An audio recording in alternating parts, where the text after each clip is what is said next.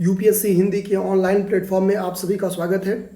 दोस्तों, हम लोग उत्तर प्रदेश प्रीवियस ईयर के प्रश्नों पे चर्चा कर रहे हैं और आज हमारा 7वीं क्लास है और आज हम लोग सन 2006 में आए हुए सारे जीएस के प्रश्नों पर विस्तृत चर्चा करेंगे।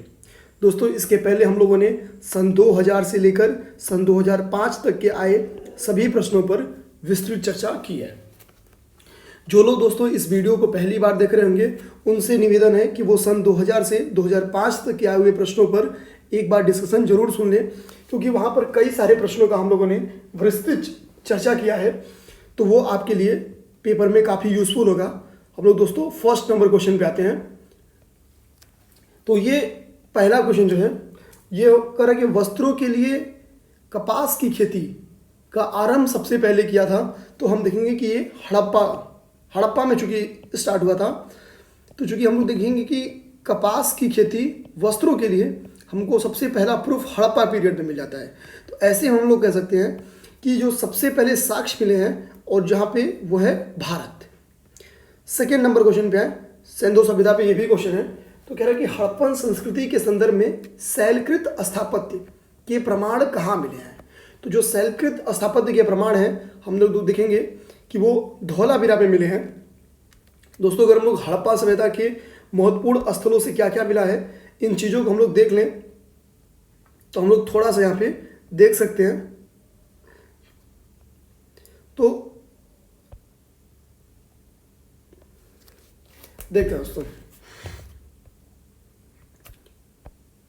कि जो हड़प्पा सभ्यता है वो रावी नदी के तट पर, वो रावी नदी के बाएं तट पर स्थित है। नेक्स्ट हम लोग देखें तो 1921 में जॉन मार्शल के नेतृत्व में दयाराम साहनी ने इसकी खोज की थी। हड़प्पा के साक्ष्य अगर हम लोग देखें तो यहाँ पे हम लोग देखेंगे कि सभी घरों से शौच के स्थान मिले हैं। R37 नाम का एक स्थल खोजा गया है जो कि जिसकी पहचान एक कब्रिस्तान के रूप में की गई है। R37 नाम का जो हड़प्पा स्थल है उसकी पहचान एक कब्रिस्तान के रूप में की गई है। यहाँ से तांबे की एक इक्वा गाड़ी मिली है, यहाँ से गधे की हड्डियाँ मिली हैं, मातृ देवी की मीण मूर्तियाँ भी मिली हैं और गठिया रोग के साक्ष्य मिले हैं। तो ये वेरी इंपॉर्टेंट है। पेपर में क्वेश्चन आ सकता है कि हड़प्पा संस्कृति में से किस स्थल से गठिया रोग का साक्ष्य मिला है। तो जो गठिया रोग का साक्ष्य है हम लोग देखेंगे वो हड़प्पा से मिला है। इसमें सेकेंड इंपॉर्टेंट R37 का ये कब्रिस्तान है। अब हम लोग नेक्स्ट अगर देखें कुछ मोहनजोदड़ो के साक्ष्य को देखने की कोशिश करें तो मोहनजोदड़ो से हम लोग देखेंगे कि यूनिकॉर्न प्रतीक वाली चांदी की 2 मुहर मिली है। यूनिकॉर्न प्रतीक की चांदी की 2 मुहर मिली है। वस्त्र निर्माण के प्राचीन साक्ष्य, देखिए दोस्तों यही पेपर में क्वेश्चन आया है, वस्त्र निर्माण का प्राचीन साक्ष्य, और यही यूपीपीसीएस का ये क्वेश्चन है। अगला करें कि मलेरिया बीमारी का प्राचीनतम साक्ष्य। तो हम देखेंगे गठिया का जो है वो हड़प्पा में और मलेरिया का मोहनजोदड़ो में मिला है। तो म से मलेरिया और म से मोहनजोदड़ो। चांदी का भी प्राचीनतम साक्ष्य जो है वो मोहनजोदड़ो में ही मिला है। पशुपति की जो मुहर मूर्तियां हैं वो यहीं मिली है। वृहद स्नानागार भी यहीं मिला है। एक चीज़ यहाँ से वेरी इंपॉर्टेंट है, ध्यान देंगे कि यहाँ से कोई भी कब्रिस्तान नहीं मिला है। तो यहाँ से कोई भी कब्रिस्तान नहीं मिला है। एक चीज़ ये लोग हम लोग ध्यान देंगे। अगला कह रहा है कि विश्व में वाटर प्रूफिंग का पहला साक्ष्य हम लोग को यहाँ पे देखने को मिलता है। तो दोस्तों इस तरह से इसके कुछ हम लोग तथ्य देख लिए। आगे हम लोग देखते हैं कि दोस्तों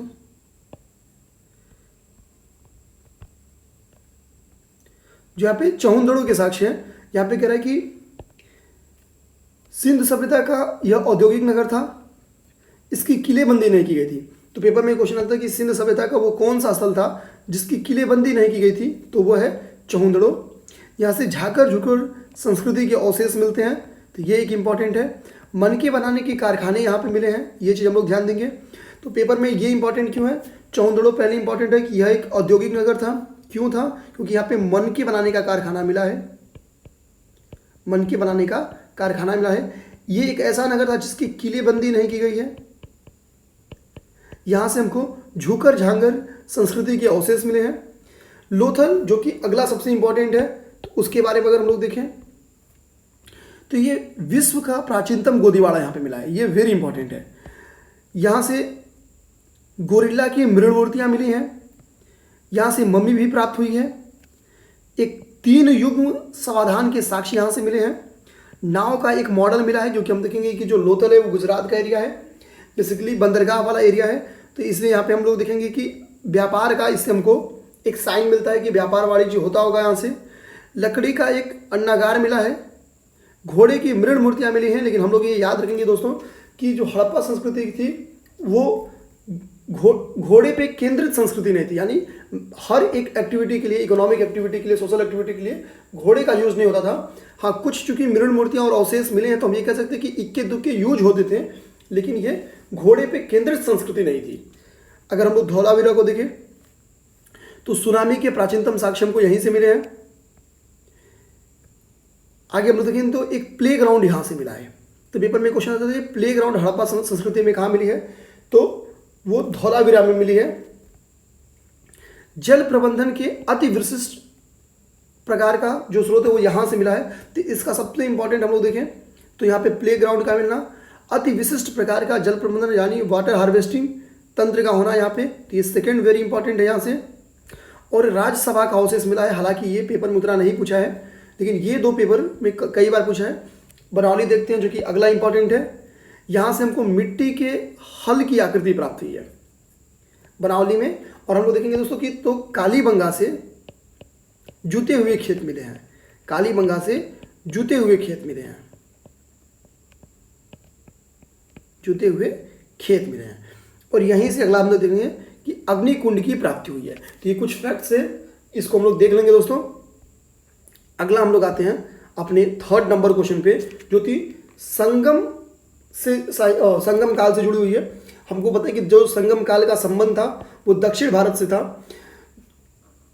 तो जो दक्षिण भारत में 300 ईसा पूर्व से 300 ईस्वी तक की जो टाइम पीरियड, यानी 600 साल तक की, 300 ईसा यानी 300 साल इधर ईसा के और 300 साल आफ्टर ईसा के, तो कुल 600 साल की जो ये पीरियड है, यही और संगम युग के नाम से जाना जाता है। संगम जो था वो तमिल कवियों का एक संगम यानी सम्मेलन था। तो यह तमिल कवियों से रिलेटेड था, एक चीज़ हम लोग ये याद रखेंगे, और यह उनका एक सम्मेलन था, सम्मेलन था जो कि राजाओं के संरक्षण में आयोजित हुआ था। हम लोग देखेंगे तो 8वीं सदी में 3 संगमों का वर्णन मिलता है कि 8वीं सदी में ऐसा मिलता है कि कुल 3 संगम हुए थे, जिनको पांड्य राजाओं के संरक्षण में किया गया था। तो अगला इंपॉर्टेंट है किस राजा के, क्योंकि यहाँ पे चोर चेर पांड्य 3 थे, तो पांड्य राजा के संरक्षण में किया गया था। तो इसी में जो तीसरा संगम है वो हुआ था मदुरई में, जो 3rd है वो मदुरई में हुआ था। बाकी 2 के बारे में हम लोग देखते हैं दोस्तों। तो जो फर्स्ट संगम है वो भी हम लोग देखेंगे कहाँ पे हुआ था, मदुरई में हुआ था, और जो 3rd है वो भी कहाँ हुआ था, मदुरई में हुआ था। तो पहली चीज़ हम लोग ये याद रखते हैं कि जो प्रथम और 3rd ये संगम है ये कहाँ हुआ था, मदुरई में, या मदुरा हम लोग कर सकते हैं, मदुरा में हुआ था। जो प्रथम संगम के अध्यक्ष थे वो ऋषि अगस्त्य थे, और तीनों चूंकि पांड्य राजाओं के संरक्षण में हुआ था, तो ये हम लोग को याद नहीं करना है। और इसमें जो मानक ग्रंथ है वो क्या था, अक्तियम, पारीपदल और मुदुनरई। हालांकि ये याद नहीं करना है। इसमें सबसे इंपॉर्टेंट यही है कि किसकी अध्यक्षता में हुआ था और कहाँ पे हुआ था। सेकेंड में हम देखेंगे तो तोल्कापियर, यहाँ पे हम देखें तोल्कापियर के अध्यक्षता में हुआ था, और ये हुआ था कहाँ, कपाटपुरम में। 3rd अगर हम लोग देखें तो इसके अध्यक्ष थे नक्किरर। तो तीनों अध्यक्षों का अगर हम लोग नाम लिखें तो पहले के अगस्त थे, दूसरे के तोल्कापियर, और जो 3rd के थे वो थे नक्किरर। 3rd के थे वो नक्किरर थे, और तीनों पांड्य राजाओं के संरक्षण में हुआ था। देखेंगे यहाँ पे पांड्य राजा, यहाँ भी पांड्य शासक, और यहाँ भी हमको पांड्य शासक देखने को मिल जाएंगे। तो और ये हम याद रखेंगे कि ये तमिल भाषा से रिलेटेड थे। नेक्स्ट आते हम लोग बौद्ध दर्शन विकेंद्र है, क्वेश्चन है कि पुनर्जन्म नहीं होता था। कथन है कि पुनर्जन्म नहीं होता है, आत्मा की सत्ता नहीं है। पूछ रहा है कि बौद्ध दर्शन के अनुसार कौन सा सही है? तो बुद्ध खुद पुनर्जन्म में विश्वास करते थे, तो पुनर्जन्म होता था, ये तो बौद्ध के प्रिंसिपल में था। अगला कह रहा है कि आत्मा की सत्ता नहीं है, तो वो ये मानते थे कि आत्मा की सत्ता नहीं है। वो हम देखेंगे जो बौद्ध दर्शन है उसमें सेंटर में ह्यूमैनिटी यानी मनुष्य मिलती है। तो हम लोग यहाँ पे देख सकते हैं कि जो बौद्ध धर्म था वो पुनर्जन्म में विश्वास करता था, लेकिन ईश्वर के अस्तित्व में विश्वास वो नहीं करता था। नेक्स्ट हम लोग क्वेश्चन आते हैं, 5th नंबर क्वेश्चन। दोस्तों बौद्ध धर्म के बारे में, उनके दर्शन के बारे में हम लोगों ने प्रीवियस ईयर के डिस्कशन में बहुत अच्छे से भी डिस्कशन किया है, तो एक बार आप वहां से देखेंगे तो बौद्ध धर्म से आने वाले कोई भी क्वेश्चन आपके गलत नहीं होंगे। 5th नंबर क्वेश्चन कह रहा है, निम्नलिखित में से किसने प्रतिपादन किया कि भाग्य ही सब कुछ निर्धारित करता है? यानी किसने भाग्य को सेंटर मान लिया, कर्म को नहीं? यानी मनुष्य को असमर्थ किसने दिखा दिया कि मनुष्य असमर्थ है? तो यह है आजीविकों ने। आजीविकों ने माना कि भाग्य ही सब कुछ निर्धारित करता है, और इसके संस्थापक थे मक्खली पुत्र गोशाल। तो ये वेरी इंपॉर्टेंट, अगर अब तक के क्वेश्चन में हमको सबसे इंपॉर्टेंट कोई क्वेश्चन करना है तो हम इस क्वेश्चन को करेंगे। आगे इसमें जो संदेहवादी हैं वो संजय वेलठीपुत्र जो है, संजय बेसिकली संजय पेपर में देखा है, तो संजय संदेहवादी में है, स से संजय, स से संदेह। और जो नित्यवादी में है वो कच्चायन है, जो अक्रियावादी में है वो पूर्ण कश्यप है, और जो उच्छेदवादी है वो अजीत है, या इसी को हम लोग भौतिकवादी भी कहते हैं, वो अजीत है।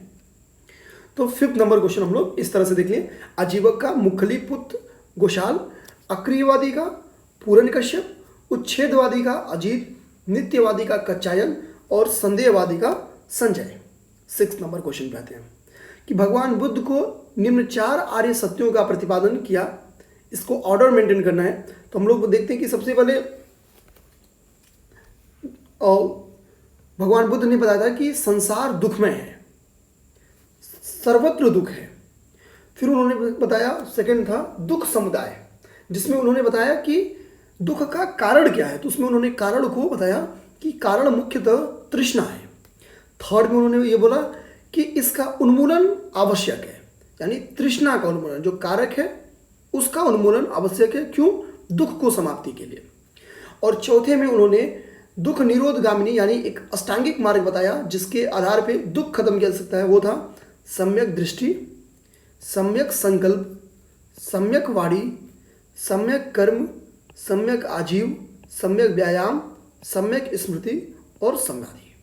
तो हम लोग देखेंगे दृष्टि से स्टार्ट हो रहा है, और समाधि पे जाके फिनिश हो रहा है। दृष्टि से स्टार्ट हो रहा है और समाधि पे फिनिश हो रहा है, यानी इसके बीच में इनके 6 मार्ग और हैं। तो दृष्टि के बाद से संकल्प, संकल्प के बाद से वाणी। अगर हम लोग इतना याद करें, दृष्टि, संकल्प, वाणी और कर्म, DSVK, तो यहाँ से आने वाले अगर अष्टांगिक मार्ग पे क्वेश्चन आया, ऑर्डर करने के लिए भी आया, तो हम लोग अरेंज कर लेंगे DSVK, दृष्टि, संकल्प, वाणी और कर्म। आगे हम लोग 7th नंबर क्वेश्चन पे आते हैं। अष्टाध्यायी के लेखक हैं, तो ये आसान सा बहुत क्वेश्चन है, पाणिनि। पाणिनि को हम लोग जानते हैं कि इन्होंने संस्कृत के जो व्याकरण है इनके संकलन के लिए ये फेमस है। तो पाणिनि के बारे में इन्होंने अष्टाध्यायी के लेखक यही हैं। तो 8th नंबर क्वेश्चन पे आते हैं। आदि शंकराचार्य द्वारा स्थापित 4 मठ। शंकराचार्य के बारे में दोस्तों हम लोगों ने कल भी पढ़ा था कि शंकराचार्य ने 4 मठों की स्थापना की थी और इन्होंने हिंदू धर्म को प्रमोट किया था। यही रीज़न था कि इन्हीं की वजह से जो बौद्धिज्म था, जो जैन धर्म था, इनके प्रसार में कमी आई और हिंदुज़म के प्रचार में वृद्धि आई। तो वो चारों हम लोग और जो मठ है उनके बारे में देख लेते हैं। तो है बद्रीनाथ, पुरी, द्वारिका, मैसूर। जो बद्रीनाथ है वो उत्तरांचल में है, पुरी उड़ीसा में है, द्वारिका गुजरात में है, और मैसूर कर्नाटक में है। अब हम लोग यहाँ पे देख लेते हैं कौन से मठ है। तो हम लोग ध्यान से देखें तो बद्रीनाथ में ज्योतिष मठ है, यानी बद्री क्या थे? ज्योतिष थे। पुरी गोवर्धन पीठ, द्वारिका शारदा, मैसूर श्रृंगेरी पीठ। एक जो पचवा यहाँ पे नाम लिखा है कांची तमिलनाडु, और यहाँ पे कामकोटी पीठ, ये विवादास्पद है। विवादास्पद इसलिए है कि कुछ विद्वान तो यह मानते हैं कि इसका जो स्थापना है वह शंकराचार्य ने कराया, जो मैक्सिमम है, लेकिन कुछ विद्वान शंकराचार्य को नहीं मानते हैं। तो जो कांची तमिलनाडु यानी जो कामकोटी पीठ वहाँ पे है, कामकोटी पीठ है यहाँ पे, इसको अलग कलर में कर देते हैं, ये एक विवादित है। तो ये इसी के लिए पेपर में नहीं आएगा। 4 मठ के लिए वैसे भी जाना जाता है, तो बद्रीनाथ में ज्योतिष पीठ हो गया, पुरी में गोवर्धन पीठ हो गया, द्वारिका में शारदा पीठ हो गया। द्वारिका शारदा ये इंपॉर्टेंट है, आसान भी है। मैसूर कर्नाटक जो हो गया श्रृंगेरी पीठ। 9 नंबर क्वेश्चन पे है। तो चाणक्य अपने बचपन में किस नाम से जाने जाते थे? तो ये बच्चे को पता है, क्लास 6, 7, 8 की जिसने एनसीईआरटी पढ़ोगी। विष्णुगुप्त। चाणक्य को हमको पता है ये चंद्रगुप्त मौर्य के गुरु थे और मौर्य पीरियड में वे प्रधानमंत्री भी थे। इनकी एक बुक है जिसका नाम है अर्थशास्त्र, जो कि बेसिकली नाम में तो अर्थ है लेकिन वो सामाजिक, राजनीतिक, प्रशासनिक, इन सब के बारे में उनका वर्णन है। तो नेक्स्ट 10th नंबर क्वेश्चन पे आते हैं कि मोहम्मद तुगलक की प्रतीक मुद्रा योजना विफल हुई, असफल हुई। रीजन दे रहा है कि मोहम्मद तुगलक का मुद्रा निर्गमन उचित नियंत्रण नहीं था। दोस्तों हम लोग देखें तो इतिहास में मोहम्मद तुगलक को हम लोग एक योजना बनाने वाले राजा के रूप में जानते हैं, जिसने पॉलिसी तो खूब बनाई कि हम ये करेंगे, हम ऐसा करेंगे। जैसे कुछ एग्जाम्पल ने, इसने प्रतीक मुद्रा बनाई ताकि ट्रेड, जो इसके समय में व्यापार वाणिज्य हो, वो फल फूल सके। उसके बाद से इसने कुछ और भी ऐसे असफल अभियान योजनाएं बनाई, जैसे खुरासान अभियान किया था इसने, खुरासान अभियान किया था। इसके बाद से कराचील अभियान किया था जो कि चीन में है, कराचील अभियान किया था जो कि चाइना में है, और ये दोनों योजनाएं इसकी असफल रही थी। यही रीजन है कि इसको बर्नी कहता है कि सुल्तान का सबसे विवादास्पद निर्णय राजधानी परिवर्तन। एक इसका और डिसीजन खराब था कि इसने राजधानी को चेंज करके दिल्ली से देवगिरी ले गया था, दिल्ली से देवगिरी ले गया था। हम देखेंगे इसका कोई भी डिसीजन तो सब इसके अच्छे थे, लेकिन एक भी डिसीजन इसका सक्सेस नहीं रहा। देवगिरी ले जाने का कई रीजन था। एक तो दक्षिण भारत की साइड में कंट्रोल करना, अपनी राजधानी को सुरक्षित करना, लेकिन दिल्ली और देवगिरी के बीच का जो डिस्टेंस था वो पूरे राज्य को पैदल पाना था। ऐसे में ये एक अलोकप्रिय नेता बनता चला गया। इसके निर्णयों ने इसको एक अलोकप्रिय नेता बनाया और बाद में यही इसके पतन का कारण बन गया। तो इसमें हम देखेंगे कि कथन और कारण एक दूसरे की पुष्टि करते हैं। भक्ति आंदोलन कहते हैं। तो भक्ति आंदोलन में जो क्वेश्चन है वो कह रहा है कि शेख निजामुद्दीन औलिया शिष्य थे। तो हम देखेंगे जो शेख निजामुद्दीन औलिया थे वो बाबा फरीद के शिष्य थे, बाबा फरीद के शिष्य थे, और ये चिश्ती सिलसिले से संबंधित थे। शेख निजामुद्दीन औलिया जो है ये चिश्ती सिलसिले से संबंधित थे और भारत में इन्होंने चिश्ती सिलसिला को उच्चतम शिखर पे पहुंचाया। तो इसका सही उत्तर है ऑप्शन सी, बाबा फरीद। और एक फैक्ट और हम लोग निजामुद्दीन औलिया के बारे में डाले थे कि उन्होंने दिल्ली के 7 सुल्तानों का शासन देखा था, दिल्ली के 7 सुल्तानों का शासन देखा था। 12th नंबर क्वेश्चन देखें, servant of India society.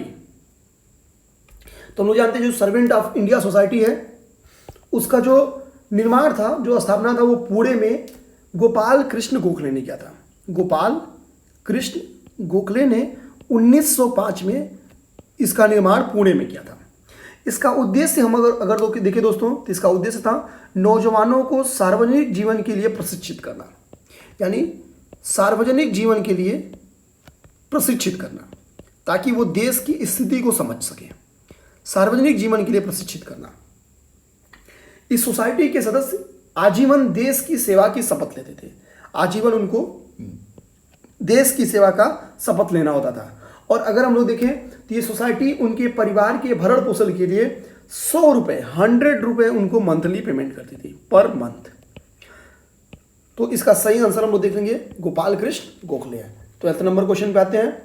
Satyashodhak Samaj के बारे में क्वेश्चन है। हम लोग देखेंगे जो सत्यशोधक समाज था उसकी जो स्थापना थी वो 1873 में ज्योतिबा फूले ने की थी।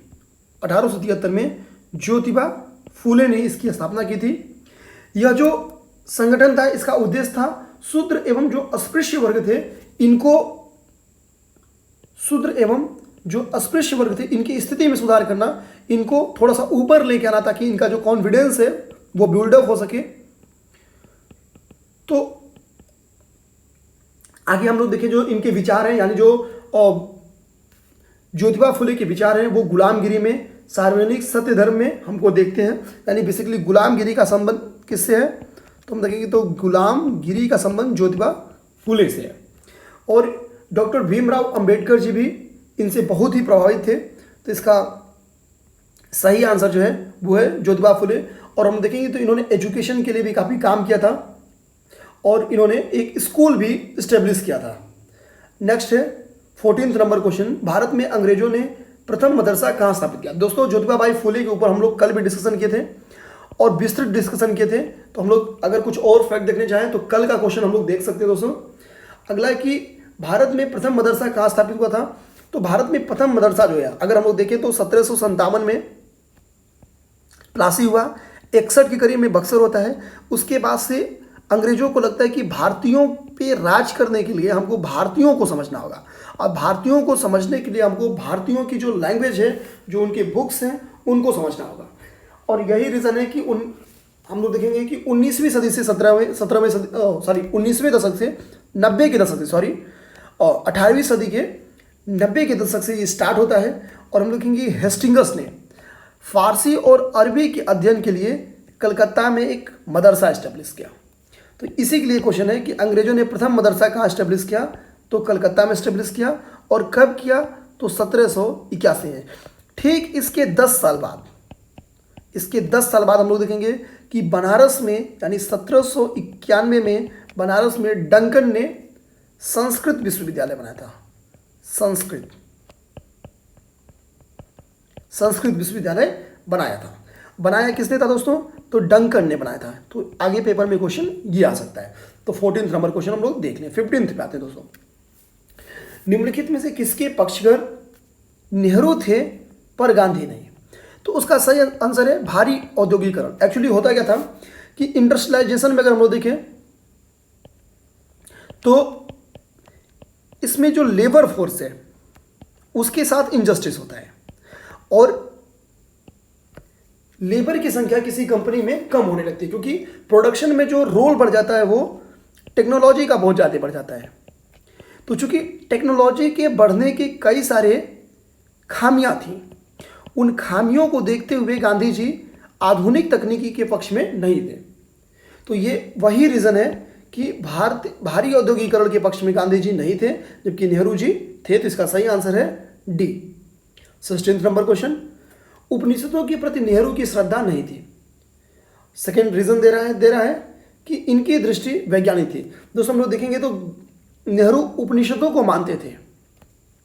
नेहरू क्या करते थे उपनिषदों को मानते थे।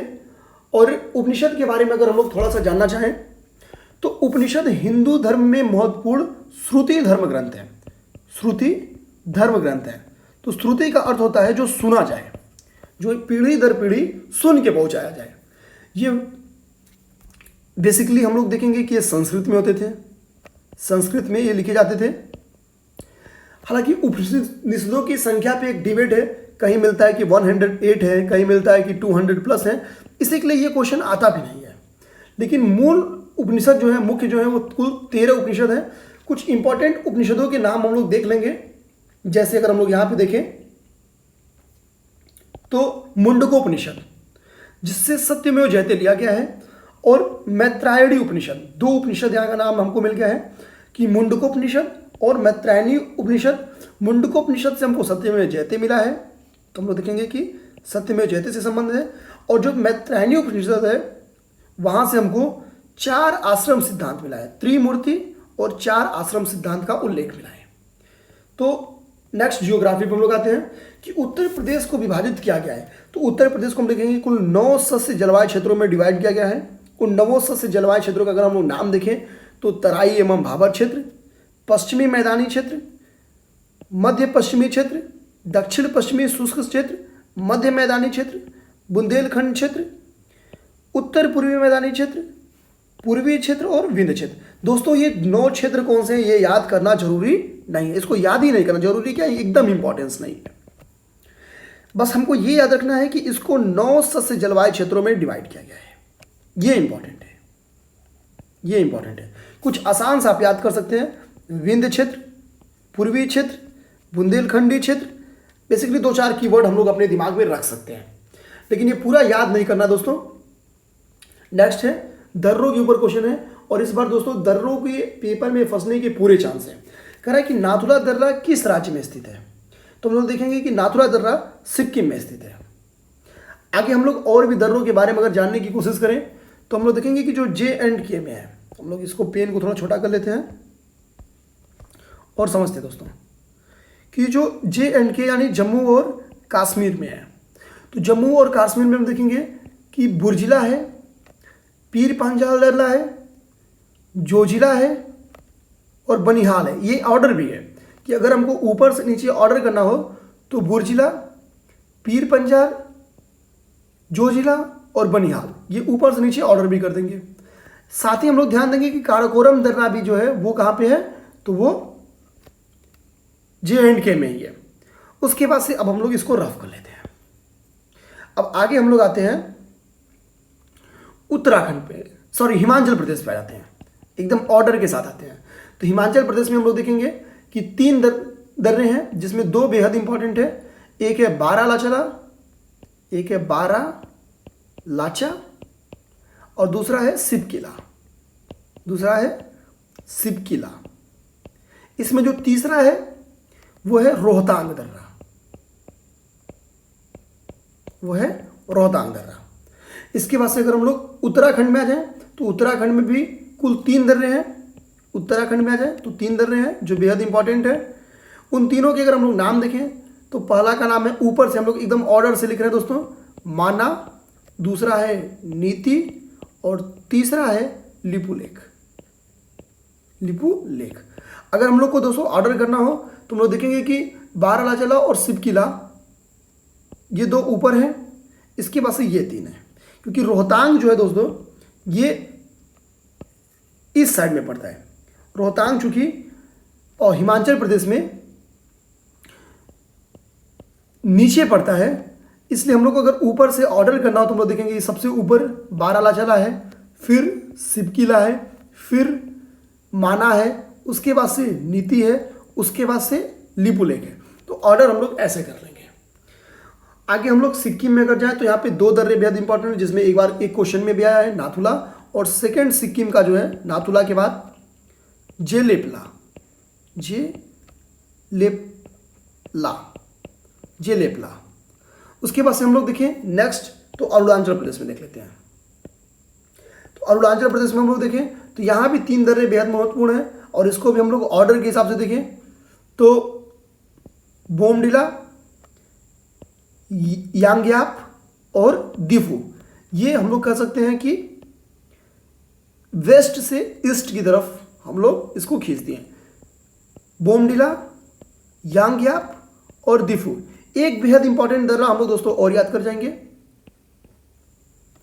वो है तुजू दर्रा, वो है तुजू दर्रा। और जो तुजू दर्रा है ये मणिपुर में है। कहाँ पे है? मणिपुर में। जो तुजू दर्रा है ये मणिपुर में है। तो इस तरह से हम लोग पूरे दर्रों का नाम याद कर लिए हैं, देख लिए हैं दोस्तों। इस बार एक इस पे प्रैक्टिस कर लेंगे। तो नेक्स्ट हम लोग आते हैं 19th नंबर क्वेश्चन पे।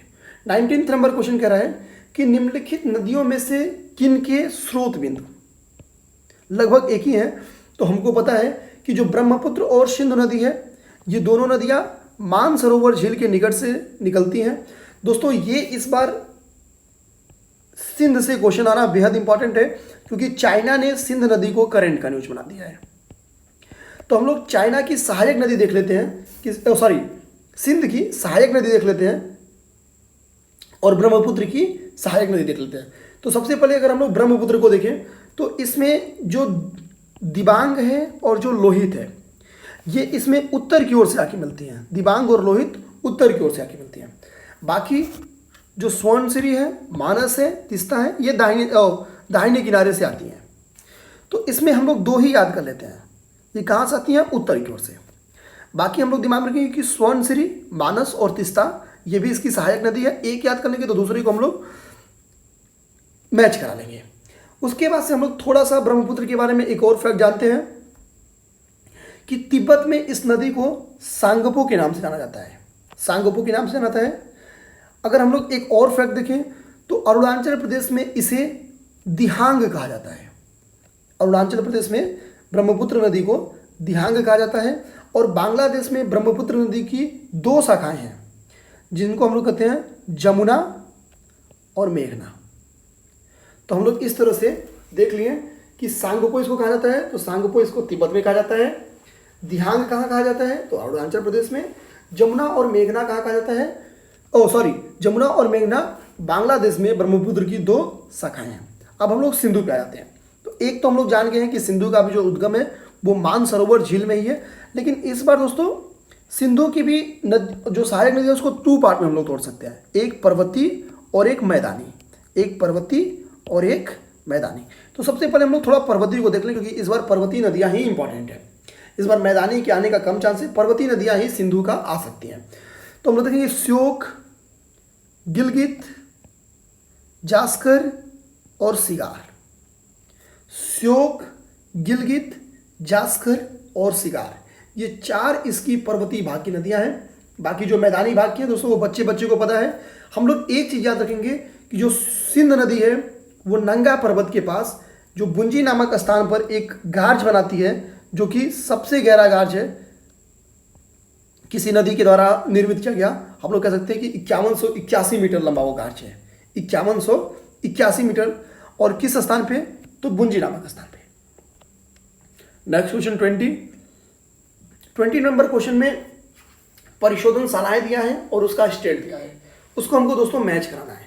तो हमको पता है कि कह रहा है कि सही सुमेलित है, हमको ये बताना है कौन सा सही सुमेलित है। तो आते हैं एक एक करके देखते हैं। तो जो हल्दिया है वे तो वेस्ट बंगाल का है, ये तो बच्चों को पता है कि भैया हल्दिया वेस्ट बंगाल का है। जो जामनगर है ये गुजरात का है। और जो नुमालीगढ़ है, तो अगर हम लोग नुमालीगढ़ देखें दोस्तों तो वो असम में है। यहाँ पे हम लोग देख लें नुमालीगढ़ असम में है। और जो चौथा बचा जो कि सही ऑप्शन है इसका, ऑप्शन डी इसका सही है, क्योंकि नुमालीगढ़ कहाँ पे है, असम में है। तो इसका पनानगुड़ी तमिलनाडु में है। तो यही इसका सही आंसर है कि पनानगुड़ी कहाँ पे है, तमिलनाडु में। देखो दोस्तों गुवाहाटी असम में मैच कराना ये आसान सा है, आप आएगा तो मैच करा लेंगे। बरौनी बिहार में है, ये भी मैच कराना आसान है। कोयली थोड़ा सा कठिन है, नाम अलग है, तो इसको इंपॉर्टेंट कर लेते हैं। हल्दिया पेपर में पूछ दिया है, हम लोग कर चुके हैं। मथुरा यूपी में बहुत आसान है, तो इसको कर लेंगे। दिग्बोई असम ये भी आसान है। पानीपत हरियाणा हिस्ट्री की वजह से आसान है। मुंबई महाराष्ट्र कोई मिला देगा। विशाखापट्टनम आंध्र प्रदेश भी आसान है। आगे हम लोग अगर कठिन देखें तो बोगाई गांव असम, तो ये एक इंपॉर्टेंट कर लेंगे। बाकी सारा आसान है और हम लोग या तो क्वेश्चन में मिल गया है, देख लिए हैं। 21 नंबर क्वेश्चन दोस्तों, कल भी ये क्वेश्चन आया था और आज भी ये क्वेश्चन आया है। तो हमको पता है कि जो भूकंपीय मेखलाएं हैं उनको हम लोग चार जो जोन है चार पार्ट में डिवाइड किए हैं। जोन 2, जोन 3, जोन 4 और जोन 5। सबसे खतरनाक जो है वो जोन 5 है, फिर 4 है, फिर 3 है, फिर 2 है। तो जो जो कर्नाटक पठार है, क्योंकि ये साउथ का है और ये तुलनात्मक स्टेबल जगह पे है, इसी के लिए इसका सही आंसर है कर्नाटक पठार। और दोस्तों हम लोग बता दें कि पूरे भारत की भूकंपीय क्षेत्रों का एक पीपीटी के माध्यम से हम लोगों ने कल अध्ययन कर लिया है। तो हम लोग कल यानी 2005 के पेपर का अगर डिस्कशन देख लें तो भूकंप के एरिया से खासतौर पे ऐसा क्वेश्चन आपका कोई भी गलत नहीं होगा। 22 नंबर क्वेश्चन पे आते हैं। निम्नलिखित भारतीय नदियों में से कौन सी एस्चुरी बनाती है? तो दोस्तों जो एस्चुरी बनाती है वो ताप्ती और नर्मदा बनाती है, जो कि अरब सागर में जाके गिरती है। थोड़ा सा अगर हम लोग नर्मदा और ताप्ती के बारे में देख लें, क्योंकि पिछली बार हम लोग देखेंगे यूपी पीसीएस में 2 क्वेश्चन जो है कि पेपर में आया था नदियों से, तो इसलिए हमको इसको सीरियसली लेंगे, बिल्कुल ढिलवाइज नहीं। तो देखते हैं हम लोग तो जो नर्मदा नदी है वो अमरकंटक के पठार से निकलती है, और यहाँ पे जो जलप्रपात हैं उन जलप्रपातों के नाम है दुग्धधारा, कपिल धारा, धुआं धारा। यानी हम कहते हैं तो धारा धारा करके जितना भी आ गया धारा धारा करके वो सब किसका है, नर्मदा का है। बस एक धारा है, सॉरी धार है, याद करेंगे, धुआं धार। तो दुग्ध धारा, कपिल धारा और धुआं धार ये किसका है, तो वो नर्मदा नदी का है। इसकी कुछ सहायक नदियां भी दिया है, शेर, हिरण, तवा और दूथी। तो बेसिकली ये उतना इंपॉर्टेंट नहीं है। शेर, हिरण हम लोग कह सकते हैं, ये इंपॉर्टेंट मान लेते हैं कि शेर और हिरण क्या है, ये सहायक नदियां हैं नर्मदा की। आगे हम लोग देखें तो विंध्य एवं सतपुड़ा पर्वत के बीच में जो घाटियां हैं, दरारी घाटी है, ये वहां से बहती हुई निकलती है और फाइनली जाके अरब सागर में गिर जाती है। और ये भड़ौच के पास एस्चुरी का निर्माण करती है। तो किसके पास करती है उतना इंपॉर्टेंट नहीं है, लेकिन देख लेते हैं, भड़ौच के पास ये एस्चुरी का निर्माण करती है। नेक्स्ट तापी पे अगर हम लोग आते हैं तो यह नदी बैतूल जिले के मुल्तई नामक स्थान से निकलती है। बैतूल जिले के मुल्तई नामक स्थान से निकलती है। इसकी सहायक नदियां इंपॉर्टेंट है, वो है क्षिप्रा एवं मोर। तो क्षिप्रा एवं मोर क्या है, ताप्ती की सहायक नदियां हैं। यह नदी ज्वार नदमुख यानी एस्चुरी का निर्माण करती है और फाइनली ये भी अरब सागर में गिर जाती है।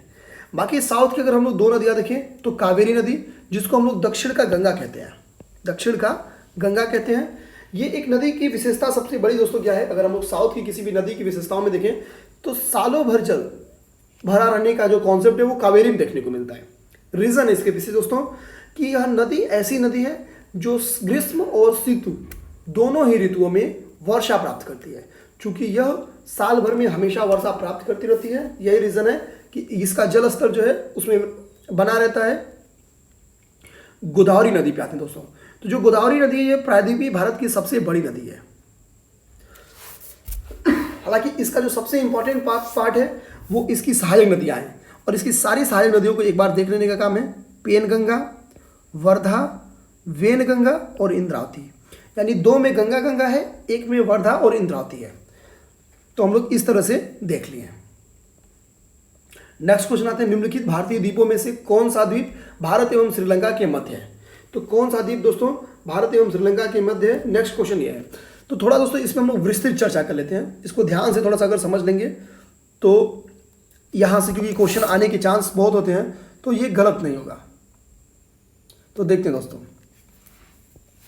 जैसे ये इंडिया है और ये श्रीलंका है।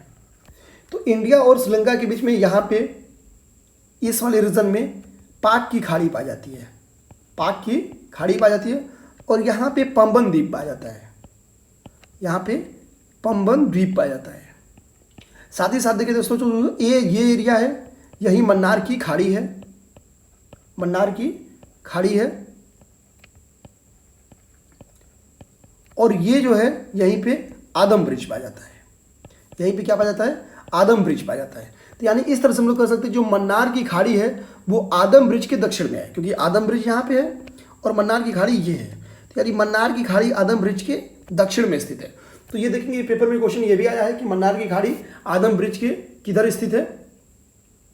आगे हम लोग देखिए, जो पाक की खाड़ी है वो आदम ब्रिज के उत्तर में स्थित है। तो हम देखिए आदम ब्रिज यहाँ पे है और पाक की खाड़ी यहाँ पे है। तो आदम ब्रिज के पाक की खाड़ी आदम ब्रिज के उत्तर में स्थित है। तो एक फैक्ट तो हम लोग यहाँ से ये देख लिए। कुछ फैक्ट अगर हम लोग और देखें दोस्तों, तो यहाँ पे भारत और इंडोनेशिया, भारत और इंडोनेशिया देखें, सीधे हम लोग शॉर्ट में लिखते हैं, जल्दी जल्दी निकल लेंगे। भारत और इंडोनेशिया, तो यहां से हमको महान चैनल मिलता है, महान चैनल, जिसको हम लोग ग्रेट चैनल भी करते हैं। और ये दोनों देश जो हैं वो ग्रेट चैनल के द्वारा अलग होते हैं। इंडिया में यानी जो भारत है, भारत का ग्रेट निकोबार, और जो इंडोनेशिया उसका सुमात्रा द्वीप। इन दोनों के बीच में महान चैनल पाया जाता है। आगे हम लोग भारत और म्यांमार अगर देखें तो भारत के अंडमान द्वीप, भारत में जो है वो अंडमान द्वीप से हम देखेंगे ये कोको चैनल के द्वारा अलग है। तो कोको चैनल किससे संबंधित है? तो भारत और म्यांमार के बीच में। अब हम लोग थोड़ा सा भारत और मालदीव देख लेते हैं। तो भारत का जो लक्षद्वीप है वो भारत के लक्षद्वीप समूह के मिनिकॉय से ये 8 डिग्री चैनल के द्वारा अलग है। तो भारत और मालदीव के बीच में कौन सा चैनल है? 8 डिग्री चैनल। दोस्तों 8 डिग्री, 9 डिग्री और 10 डिग्री के बारे में हम लोगों ने कल भी पढ़ा है, परसों भी पढ़े हैं। एक फैक्ट और याद कर लेते हैं दोस्तों कि सेतु समुद्रम परियोजना जो है वो पाक की खाड़ी को मन्नार की खाड़ी से जोड़ती है। तो हम देखेंगे पाक की खाड़ी यहाँ पे है और मन्नार की खाड़ी ये है। तो सेतु समुद्रम परियोजना जो है इसको हम लोग हाईलाइट कर लें तो इन दोनों को जोड़ती है। यही पर हम लोग लिख देते हैं सेतु समुद्रम परियोजना, SSP। तो इस तरह से हम लोग पूरा देख लिए कि पाक की खाड़ी कहाँ स्थित है, मन्नार की खाड़ी कहाँ है, पंबन द्वीप कहाँ है, आदम ब्रिज कहाँ है, महान चैनल किसके किसके बीच में है, कोको चैनल किसके किसके बीच में है, 8, 9, 10 डिग्री किसके किसके बीच में है। दोस्तों ये बेहद जरूरी था बताना और बेहद इंपॉर्टेंट था। इसको रफ कर देते हैं।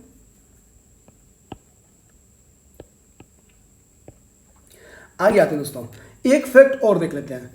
तो देखेंगे दोस्तों कि ये हमारा इंडिया है और जो इंडिया से 12 नॉटिकल माइल तक हम देखेंगे कि 12 समुद्री मील तक, यहाँ पे अगर हम लोग थोड़ा सा साफ लाइन खींचें तो 12 समुद्री मील तक जो है उसको प्रादेशिक सीमा कहते हैं। उसके बाद से जो 24 समुद्री माइल होती है उसको हम लोग संलग्न क्षेत्र कहते हैं।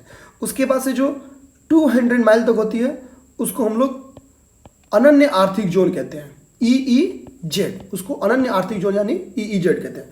तो कल को पेपर में क्वेश्चन रहेगा कि अनन्य आर्थिक जोन कितना है, तो 200 माइल है। संलग्न क्षेत्र कितना है, तो संलग्न क्षेत्र कितना दोस्तों 24 माइल है। और प्रादेशिक क्षेत्र कितना है 12, तो 12 माइल है। अगर हम लोग देखें तो जो प्रादेशिक जल सीमा है वो उस एरिया में 12 समुद्री माइल की वो दूरी है और जो संलग्न क्षेत्र है वो 24 मील की है। यहाँ पे साफ सफाई, सीमा शुल्क और वित्तीय अधिकार ये सारे राइट प्राप्त हैं भारत को। यहाँ पे भारत को कौन कौन से प्राप्त हैं, तो साफ सफाई, सेकेंड सीमा शुल्क और थर्ड वित्तीय अधिकार यहाँ के भारत के हैं। EEZ में देखें तो इस क्षेत्र में वैज्ञानिक अनुसंधान और नए द्वीपों के निर्माण व प्राकृतिक संसाधनों के दोहन की छूट है। 3 चीज की छूट है, नए द्वीपों के निर्माण की, दूसरा वैज्ञानिक अनुसंधान की और तीसरा प्राकृतिक संसाधनों के दोहन की। तो इस तरह से हम लोग 2 टॉपिक को आज बहुत विस्तृत खत्म किए। आगे हम लोग नेक्स्ट क्वेश्चन पे आते हैं। तो नेक्स्ट क्वेश्चन है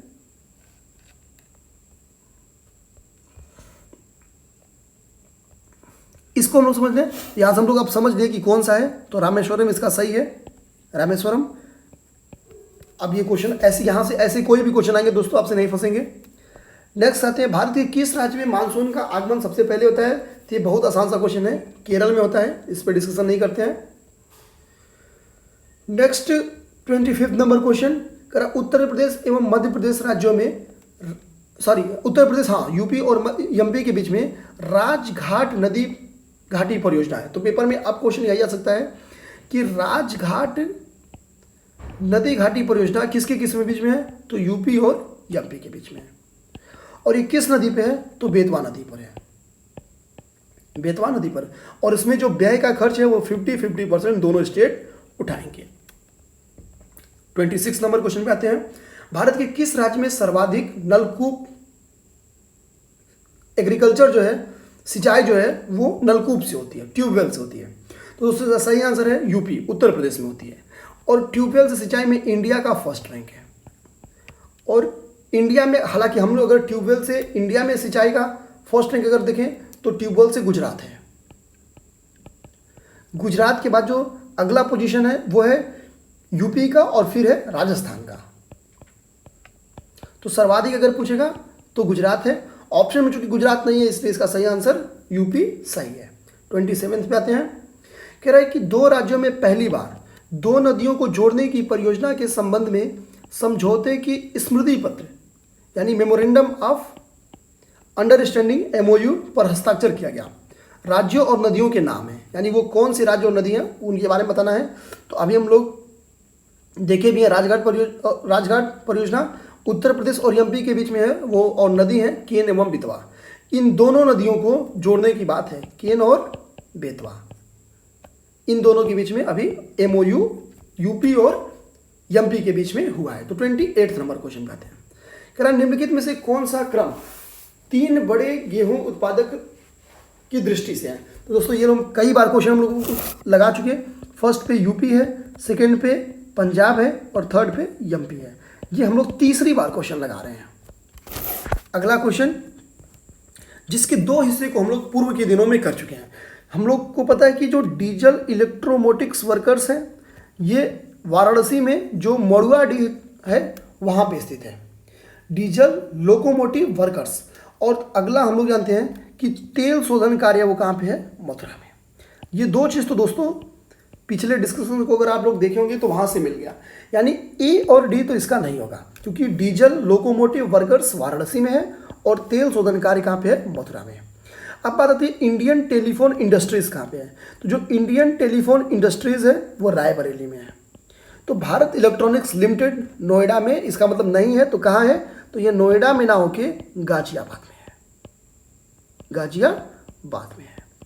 नेक्स्ट क्वेश्चन अगर हम लोग दोस्तों 30 पे है कि किस जगह का स्थानीय समय, एक सेकंड दोस्तों, कह रहा है कि किस जगह का स्थानीय समय 6 प्रातः है जबकि ग्रीनविच पर 3 प्रातः है। यानी हम लोग देखें तो जीएमटी अगर सपोज कर जाते हैं कि ये है, तो चूंकि 6 प्रातः हो रहा है यानी 3 घंटा आगे है, तो यानी प्लस, अगर टाइम दोस्तों प्लस होता है तो वो हमेशा ईस्ट में होगा, तो इसके ईस्ट में जाएंगे तो यानी वो स्थानीय समय जो लाइन है वो यहाँ पे है।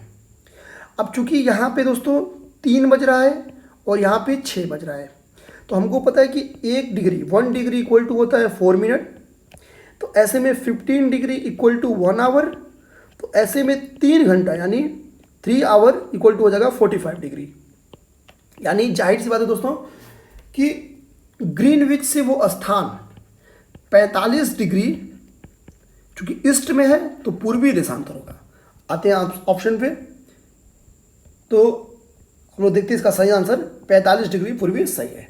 दोस्तों अगर हम लोग देखें तो यूपीएससी हिंदी आपके लिए एक उत्तर लेखन बैच चलाता है, उत्तर लेखन प्रोग्राम चलाता है, जिसमें हम उत्तर लेखन के माध्यम से आपके आंसर राइटिंग की क्वालिटी को इम्प्रूव करते हैं। इसमें हम बेहद महत्वपूर्ण प्रश्नों के सहारे आपके जीएस की तैयारी को कवर कराते हैं।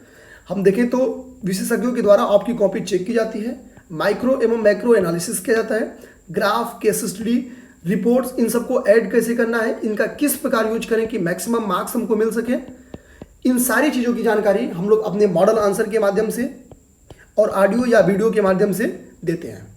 दोस्तों अगर हम लोग यूपीएससी हिंदी के प्लेटफॉर्म पे 74 क्लासेस आंसर राइटिंग से लेके गौरव सर के द्वारा ली गई है, तो आप लोग वहाँ से आंसर राइटिंग की क्वालिटी के लिए अगर डेमो चाहें तो देख सकते हैं, और अगर नहीं भी चाहें दोस्तों तो अगर ये 74 क्लास आपने ले लिया तो आंसर राइटिंग आपकी इम्प्रूवमेंट की पूरी गारंटी है। नियर अबाउट यहाँ पे 100 प्लस यानी नियर अबाउट 150 हम भी कह सकते हैं, हालांकि 125 क्वेश्चन कम से कम है, तो 125 क्वेश्चंस पे डिस्कशन किया गया है,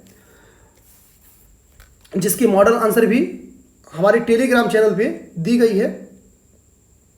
तो नेक्स्ट आते हैं हम लोग क्वेश्चन, आगे बढ़ते हैं दोस्तों। और आंसर राइटिंग से संबंधित किसी भी जानकारी के लिए आपको इस वाले कॉन्टैक्ट पे 97-111-43-850 9711-850 पे व्हाट्सअप करना होगा। और जो हमारा new answer writing batch start है दोस्तों वो 15 अक्टूबर से स्टार्ट है, 15 अक्टूबर से स्टार्ट है। हमारे पास 2 बैच है, मेगा बैच और माइक्रो बैच। मेगा बैच की फी 1500 है और माइक्रो की 800 है। इससे संबंधित किसी भी जानकारी के लिए आप हमको इस नंबर पे व्हाट्सअप कर सकते हैं। नेक्स्ट आते हैं 31 नंबर क्वेश्चन है। वायुमंडल में ओजोन परत के संबंध में क्वेश्चन है। तो कह रहा है कि वायुमंडल में ओजोन परत आगे बोल रहा है वर्षा करती है, प्रदूषण करती है। तुमको पता है कि बिल्कुल वर्षा करती है, चिरकुट सा ऑप्शन है, प्रदूषण करती है ये भी गलत है। वायुमंडल में ऑक्सीजन उत्पन्न करती है यह 107% गलत है। पराबैंगनी किरण से पृथ्वी की रक्षा करती है तो बिल्कुल सही। हम देखेंगे कि क्लोरोफ्लोरोकार्बन से इसको बेहतर CFC से नुकसान हो रहा है और समताप मंडल में ये पाई जाती है। बाकी विस्तृत चर्चा इसकी हम लोग पूर्व के दिनों में की है दोस्तों। तो एक बार आपसे निवेदन है, अगर ये फर्स्ट टाइम आप देख रहे हैं तो पिछले डिस्कशन को जरूर देखें, आपको कॉन्सेप्ट क्लियर होगा। 32 नंबर क्वेश्चन कह रहा निम्नलिखित तिथियों में से किसमें दोपहर को आपकी छाया सबसे छोटी होती है। तो दोपहर को आपकी छाया मतलब हम लोग उत्तरी गोलार्ध में है तो हम लोग देख सकते हैं कि 22 जून को हमारी जो है वो छाया छोटी होती है। और एक फैक्ट यहाँ से हम लोग दोस्तों और याद कर लेते हैं कि 21 मार्च और 23 सितंबर 21 मार्च और 23 सितंबर ये दो डेट ऐसा है जिसमें विषुवत रेखा पर सूर्य होता है और इस टाइम पीरियड में दिन और रात बराबर होते हैं। और अब यहां से हम लोग आते हैं 33 नंबर क्वेश्चन पे। तो दोस्तों 33 नंबर क्वेश्चन कर रहे हैं विश्व की सबसे ऊंचाई पर स्थित दूरबीन वेधशाला है तो वो भारत में है और वो लद्दाख में स्थित है। देखते हैं तो विश्व की सबसे ऊंची जो दूरबीनशाला है वो भारत में है और यह वेधशाला जम्मू कश्मीर प्रांत के लद्दाख जिले में है। हालांकि अब पूरा का पूरा लद्दाख एक केंद्र शासित प्रदेश बन चुका है। भूमंडलीय ऊष्मन की आशंका किसकी बढ़ती हुई सांद्रता के कारण है, यानी किसकी कंसंट्रेशन में वृद्धि हो रही है। तो ग्लोबल वार्मिंग की चैलेंज आ रही है। तो दोस्तों इसका सही आंसर है कार्बन डाइऑक्साइड CO2 की सांद्रता में बढ़ना, क्योंकि हम देखेंगे निर्वनीकरण किया जा रहा है, वनों की कटाई खूब हो रही है। यही रीज़न है कि CO2 की सांद्रता में वृद्धि हो रही है और ग्लोबल वार्मिंग की थ्रेट जो है वो बढ़ रही है। नेक्स्ट क्वेश्चन आते हैं आर्थिक भूगोल। सब्जी उत्पादन में भारत का रैंक है। दोस्तों सब्जी के उत्पादन में जो चाइना है वो फर्स्ट है, इंडिया जो है वो सेकंड है और अमेरिका यानी USA जो है वो थर्ड है। इसका सही आंसर है सेकंड। 36 नंबर क्वेश्चन पे आते हैं। देश की किस प्रदेश में सबसे अधिक जिले हैं। तो निर्विवादित रूप से उत्तर प्रदेश, इसमें कुल 75 जिले हैं। निम्न में से कौन सा अनुषंगी नगर है। अनुषंगी मतलब सैटेलाइट टाउन है तो वो गाजियाबाद है। उत्तर प्रदेश का जो गाजियाबाद है वो अनुषंगी यानी सैटेलाइट नगर है। तो ये पेपर में क्वेश्चन फैक्चुअली है दोस्तों, ये सब बिल्कुल इसको ऐसे ही याद कर जाना है। 38 नंबर क्वेश्चन निम्न कथनों पर विचार कीजिए। नीचे दिए गए कूट को देखिए। तो दोस्तों हम बता दें कि जो भारत की जनसंख्या है वो लगभग 30% जनसंख्या गरीबी रेखा के नीचे है और ये वर्ल्ड बैंक की रिपोर्ट है। BPL से नीचे है, बिलो पॉवर्टी लाइन है। और यानी जो वर्ल्ड बैंक जिस डाटा को लिया है वो लिया है $1.90, वो इतना खर्च नहीं कर पा रही है। तो BPL से नीचे है तो $1.90 इसका आधार है। वर्ल्ड बैंक ने बोला है कि 30% लोग ऐसा हैं, तो यानी यहाँ पे 40% है। ऑप्शन 4 को काट देंगे और 4 को यहाँ पे काटेंगे तो ऑप्शन A इसका सही हो जाएगा। बाकी वो पढ़ लेते हैं कि भारत की जनसंख्या तीव्र गति से बढ़ रही है। आप क्लास 6 के बच्चे से पूछिए बता देगा। वर्तमान वृद्धि दर से निकट भविष्य में इसके चीन से आगे की जाने की संभावना है। क्लास 7 का बच्चा बता देगा। विश्व में प्रत्येक 6 व्यक्ति में से एक भारतीय है और इसको क्लास 8 का बच्चा बता देगा। तो इसका सही आंसर है 1, 2, 3। तो दोस्तों आगे हम लोग आते हैं पॉलिटी पे। कह रहे कि भारतीय संविधान में प्रथम दिन के अधिवेशन की अध्यक्षता किसने की थी। तो हम लोग देखेंगे इसकी अध्यक्षता सच्चिदानंद सिन्हा ने की थी, क्योंकि यह उस टाइम पीरियड में संविधान सभा बनने के पहले सबसे एजेड थे यानी सबसे अनुभवी थे। तो इसलिए सच्चिदानंद सिन्हा को बना दिया गया था और बाद में जो परमानेंट मेंबर बनाया गया था वो राजेंद्र प्रसाद को बनाया गया था। नेक्स्ट आते हैं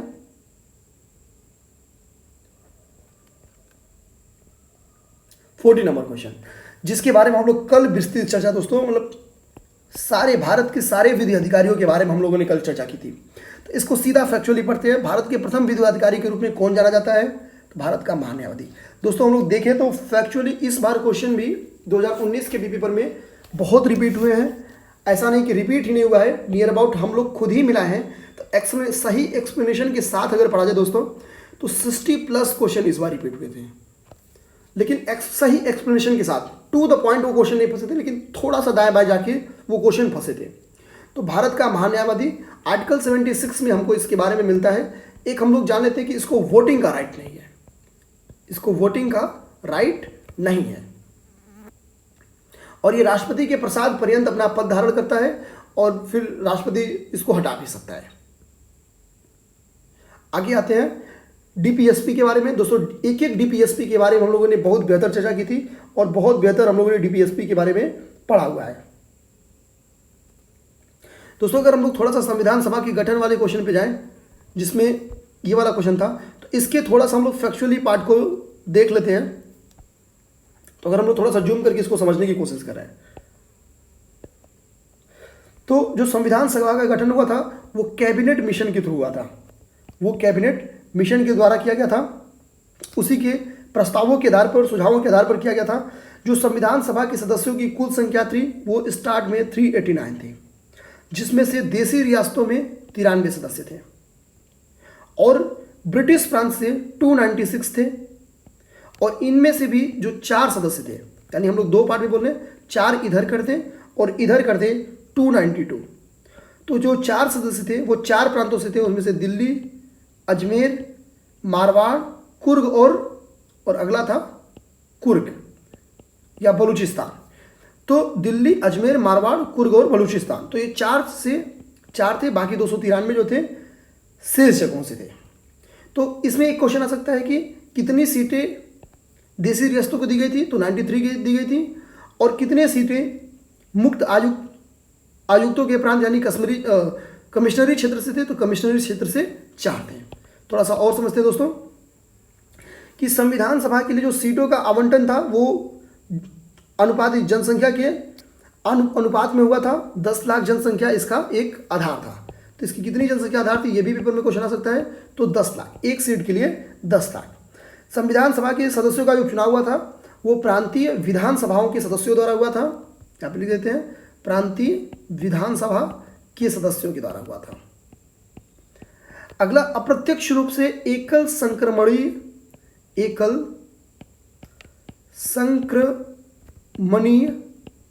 मत पद्धति के द्वारा चुनाव किया गया था। तो एक अगला ये इंपॉर्टेंट है, इसको देख जाएंगे और समझ जाएंगे। संविधान सभा में लगभग सभी समुदाय, चाहे वो हिंदू हो, मुस्लिम हो, सिख हो, ईसाई हो, पारसी हो, आंग्ल भारतीय हो, एससी हो, एसटी हो, सभी लोग को जगह मिली थी। संविधान सभा के लिए जो चुनाव कराया गया था वो जुलाई अगस्त में कराया गया था, जुलाई अगस्त में कराया गया था 1946 में, जिसमें कांग्रेस को 208 सीट पे और मुस्लिम लीग को 73 सीट पे विजय मिली थी, जबकि इसमें देशी रियासतों ने भाग नहीं लिया था। तो अब तक में सबसे इंपॉर्टेंट यही है कि देशी रियासत पार्टिसिपेट नहीं किए थे। 208 सीट के साथ कांग्रेस टॉप पे थी, लेकिन मुस्लिम लोग को भी 73 सीट मिली थी। तो मुस्लिम लीग का याद कर लेंगे, 73 थी, कांग्रेस का नहीं याद कर लेंगे, और देशी रियासत इसमें पार्टिसिपेट नहीं किए थे, ये याद कर लेंगे। तो ये जो था वो इंपॉर्टेंट था दोस्तों, जिसको हम लोग कर चुके हैं। और इसमें जो हमको पता है कि सच्चिदानंद सिन्हा थे वो अस्थायी अध्यक्ष थे 9 दिसंबर को। उसके 2 ही दिन बाद अस्थायी अध्यक्ष के रूप में राजेंद्र बाबू को चुना गया और उपाध्यक्ष इनको HC मुखर्जी को चुना गया। इसमें सर BN राव को संवैधानिक सलाहकार चुना गया था। तो एक चीज़ हम लोग ये याद करेंगे कि जो BN राव थे, इनको संवैधानिक सलाहकार चुना गया था। और यहीं पे जब हम लोग पूरा डिस्कस कर ही रहे हैं दोस्तों, तो थोड़ा सा और डिस्कस कर लेते हैं उद्देश्य प्रस्ताव के बारे में। उद्देश्य प्रस्ताव, तो दोस्तों जो उद्देश्य प्रस्ताव है वो 13 दिसंबर 1946 को पंडित नेहरू द्वारा पेश किया गया था। किसके द्वारा? तो जवाहरलाल नेहरू के द्वारा पेश किया गया था। यही उद्देश्य प्रस्ताव भावी संविधान की रूपरेखा थी। बाकी दोस्तों हम लोग समितियों के बारे में भी पहले अध्ययन कर चुके हैं, तो यहाँ पे नहीं जाएंगे, बहुत लंबा हो जाएगा वरना ये वीडियो। तो नीति निर्देशक सिद्धांतों में हम लोग देखेंगे दोस्तों कि सूचना का अधिकार नहीं है, राइट टू इन्फॉर्मेशन नहीं है। राइट टू इन्फॉर्मेशन 2005 में आई है, तो इसका ऑप्शन डी ही गलत है। 42 पे आते हैं। 6 वर्ष की आयु से 14 वर्ष की आयु के बीच के बच्चों के लिए जो शिक्षा का अधिकार है, हम देखेंगे आर्टिकल 21A में है। और यह जो दिया गया था वो 86 कॉन्स्टिट्यूशनल अमेंडमेंट करके दिया गया था। तो 86वां संविधान संशोधन वो शिक्षा के अधिकार राइट टू एजुकेशन से है, जिसमें यह है कि 6 से 14 आयु के बच्चों को मूल फ्री में एजुकेशन दी जाएगी। तो इसका सही आंसर है मूल अधिकार है ये क्या है?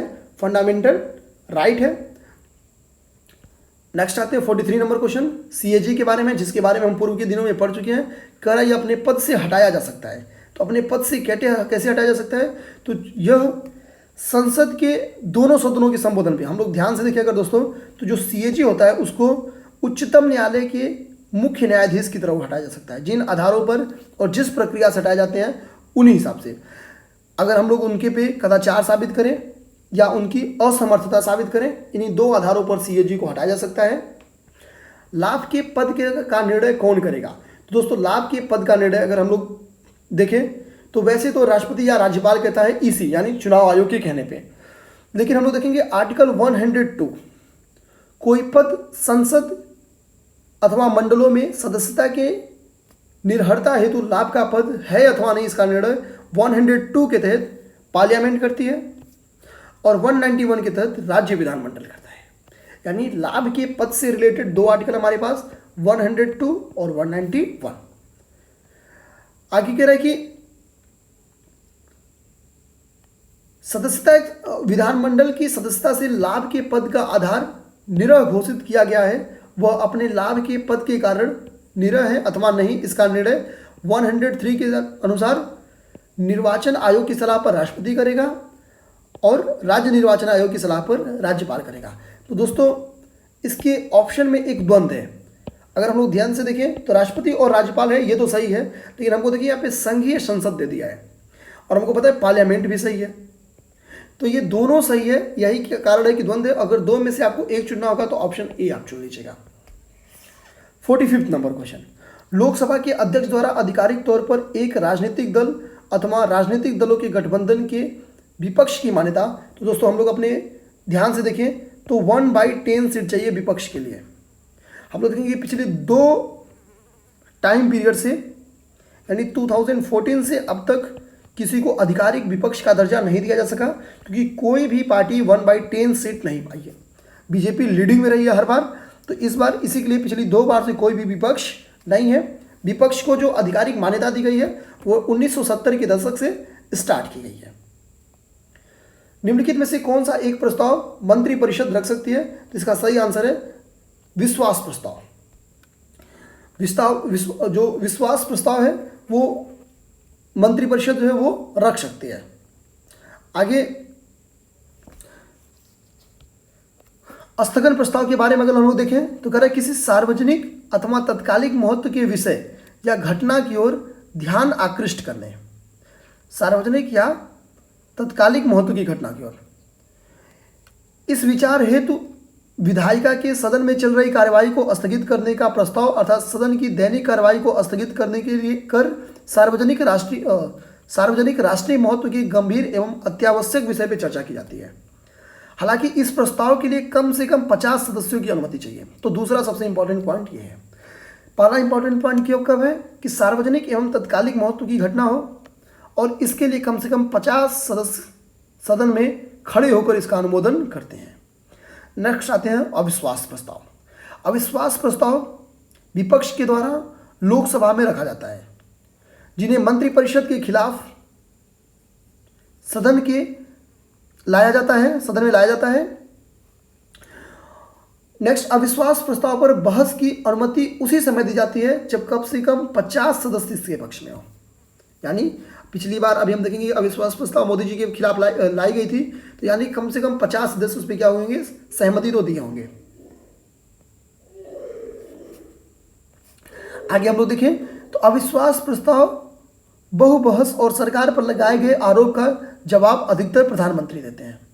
जो भी जब आरोप लगाए जाते हैं उनका जवाब कौन देता है, तो प्रधानमंत्री देते हैं। प्रस्ताव पर जब बहस खत्म होती है तो अध्यक्ष मौखिक रूप से मत विभाजन के माध्यम से प्रस्ताव पर सदन का विचार लेते हैं, यानी लास्ट में वोटिंग होती है। निंदा प्रस्ताव ऐसे कारणों या आरोपों का उल्लेख करना आवश्यक है जिन पर आधारित हो। यानी निंदा प्रस्ताव अगर आप कर रहे हैं, निंदा ला रहे हैं, तो उन कारणों का उल्लेख करेंगे कि जिन कारण से आप निंदा प्रस्ताव लेके आ रहे हैं, यानी कारणों का उल्लेख इसमें इंपॉर्टेंट है। बेसिकली यह नीतियों या कार्यों के पक्ष में लाया जाता है ताकि सरकार की निंदा करने के लिए। तो दोस्तों अगर हम लोग 47 नंबर क्वेश्चन पे आ रहे हैं, भारत में वित्तीय आपातकाल, तो हम लोग इसके बारे में कल पढ़ चुके हैं, आर्टिकल 360 के तहत है। इसको सामान्य बहुमत से लाया जा सकता है और इसकी कोई टाइम पीरियड फिक्स नहीं कि कब तक रहेगा। भारत में अब तक एक भी बार वित्तीय आपातकाल को नहीं लाया गया है। नेक्स्ट आते हैं 48। निम्नलिखित में से कौन सा एक व्यय भारत की संचित निधि पर भारित नहीं है? तो वह है, देख लेते हैं कौन कौन सा है, ध्यान से देखें। तो राष्ट्रपति की उपलब्धियां और वेतन भत्ते, तो राष्ट्रपति तो इसमें है, तो है, यानी ए तो भारित है, तो इसका ऑप्शन ए तो सही है। यानी सेकंड पे आते हैं, राज्य के सभापति और उपसभापति तथा लोकसभा का अध्यक्ष और उपाध्यक्ष, तो लोकसभा का अध्यक्ष और उपाध्यक्ष, तो यानी ये भी है। थर्ड पे आते हैं, उच्चतम न्यायालय के न्यायाधीश को या उनके संबंध में वेतन भत्ते, तो उच्चतम न्यायालय यहाँ पे है, तो उच्चतम न्यायालय यानी हम देखेंगे सी भी है, तो जो बचा डी, यानी भारत के उपराष्ट्रपति। देखिए हम उपराष्ट्रपति टाइप का कोई चीज़ नहीं है, उपराष्ट्रपति के रूप में वो राज्यसभा का सभापति होता है, तो उस वक्त वो राज्यसभा के सभापति के रूप में सारा लाभ ले रहा होता है। तो इसका सही ऑप्शन है option number B. 49 number question, संसद द्वारा संकट काल की घोषणा का अनुमोदन कितनी अवधि के अंतराल में होना आवश्यक है? संसद द्वारा जो इमरजेंसी की घोषणा की जाती है उस पर कितनी अवधि की घोषणा का अनुमोदन होना कितने टाइम पीरियड में आवश्यक है? तो हम देखेंगे कि इमरजेंसी के रूल्स जो हैं उसको 44वें संविधान संशोधन में चेंज कर दिया गया, 44th अमेंडमेंट में चेंज किया गया। और अब राष्ट्रपति मंत्रिमंडल की लिखित परामर्श पे ही इमरजेंसी की घोषणा कर सकता है, और उसको भी 1 महीने के अंदर पार्लियामेंट से अनुमोदन कराना आवश्यक है, 1 महीने के अंदर। 50 नंबर क्वेश्चन, वित्त आयोग के बारे में हम देखेंगे कि हर 5 ईयर पे इसका गठन किया जाता है। करें कि राज्यों को दिए जाने वाले अनुदान के सिद्धांत से संबंधित है, तो बिल्कुल सही है। राज्य एवं केंद्र के बीच करों का बंटवारा करता है, तो बिल्कुल सही, यानी इसका ऑप्शन ए एंड बी दोनों सही है, तो ऑप्शन डी इसका सही आंसर है। और आर्टिकल 280 में इसका उल्लेख है, ये वेरी इंपॉर्टेंट है। Next 52 number question, 1 number question, कि लोकसभा द्वारा विचारार्थ भेजे गए वित्त विधेयक को राज्यसभा कितने समय तक रोके रख सकता है? तो 14 दिन तक। उसके बाद से उसको वापस करना होगा। उसकी संशोधन को अगर लोकसभा स्वीकार करती है तो ठीक है, अगर चाहे तो नहीं भी कर सकती है। हम देखेंगे कि धन विधेयक को लोकसभा में ही पेश किया जाता है। आगे हम देखेंगे कि कोई विधेयक धन विधेयक है या नहीं, इसका जो डिसीजन है वो लोकसभा का अध्यक्ष करता है। बाकी दोस्तों धन विधेयक के बारे में, वित्त विधेयक के बारे में हम लोगों ने कल भी पढ़ चुके हैं, बहुत अच्छे से पढ़ चुके हैं, तो हम लोग वहां से देख लेंगे। एक चीज हम लोग धन विधेयक और वित्त विधेयक में समानता देखेंगे कि दोनों विधेयक, वित्त विधेयक और धन विधेयक, ये दोनों राष्ट्रपति की सिफारिश पर ही लोकसभा में पेश किए जाते हैं। यानी दोनों में राष्ट्रपति की सिफारिश अनिवार्य है, और दोनों में दूसरा पॉइंट क्या है कि लोकसभा में पेश किए जाएंगे, राज्यसभा में नहीं। तो ये पॉइंट हम लोग याद रखेंगे। 52 नंबर क्वेश्चन, किसी भौगोलिक क्षेत्र को अनुसूचित क्षेत्र शेड्यूल्ड एरिया घोषित करने का जो संवैधानिक अधिकार है वो किसके पास है? तो दोस्तों राष्ट्रपति के पास है। राष्ट्रपति किसी एरिया को शेड्यूल्ड एरिया घोषित कर सकता है, किसी शेड्यूल्ड एरिया के जो दायरे हैं उनको कम या बेसी कर सकता है। तो इस तरह से इसका सही आंसर है आंसर डी। करें कि 53 नंबर क्वेश्चन, अंतर्राष्ट्रीय संधियों को भारत के किस भाग अथवा संपूर्ण भारत में लागू करने के लिए संसद कोई भी कानून बना सकती है?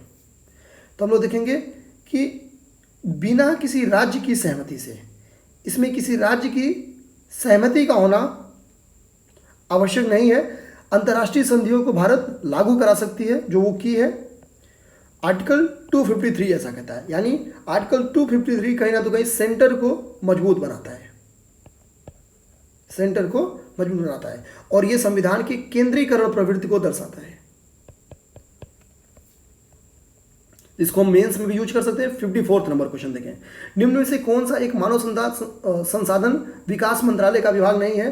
तो तकनीकी शिक्षा इसका विभाग नहीं है, क्योंकि आरंभिक जो प्राइमरी एजुकेशन है वो तो है, मिडिल एजुकेशन और हायर एजुकेशन भी है। महिला एवं बाल विकास विभाग भी MHRD के ही अंतर्गत है। तो एक ही बचा, वो है टेक्निकल एजुकेशन। 55 नंबर क्वेश्चन पे आते हैं। कह रहा संसद और राज्य विधानमंडलों के स्वतंत्र और निष्पक्ष चुनाव कराने की शक्तियां एक स्वतंत्र इकाई अर्थात निर्वाचन आयोग को दी गई है। तो राज्य विधानमंडल तो सही है, बिल्कुल सही है, क्योंकि केवल लोकल चुनाव को छोड़कर सारी चुनाव जो है वो इसी कराती है। नेक्स्ट कह रहा है कि निर्वाचन आयुक्तों को पद से हटाने का अधिकार कार्यपालिका के पास है। तो बिल्कुल सही दोस्तों, क्योंकि जो कार्यपालिका का हेड है वो राष्ट्रपति है और राष्ट्रपति इसको हटा सकता है। तो इसका सेकंड भी सही है, लेकिन राष्ट्रपति इसको हटा सकता है यही कारण नहीं है कि निर्वाचन आयोग को इतनी शक्ति है। तो कथन कारण का सही एक्सप्लेनेशन नहीं करता है, तो ऑप्शन इसका बी सही है। 56 नंबर क्वेश्चन पे आते हैं। निम्न कथनों पर विचार कीजिए। इकोनॉमिक्स का क्वेश्चन है और देखेंगे हम लोग। कह रहा है कि भारत की कथन में कह रहा है कि विकास की ऊंची दर के साथ शिक्षित बेरोजगारी बढ़ती है। तो हम लोग देखेंगे कि अगर एजुकेशन बढ़ जाए तो बेरोजगारी जो होगी वो तो होगी ही, लेकिन अब शिक्षित बेरोजगार बढ़ेंगे, शिक्षित बेरोजगार बढ़ेंगे। रीजन में कह रहा है कि व्यावसायिक शिक्षा की कमी।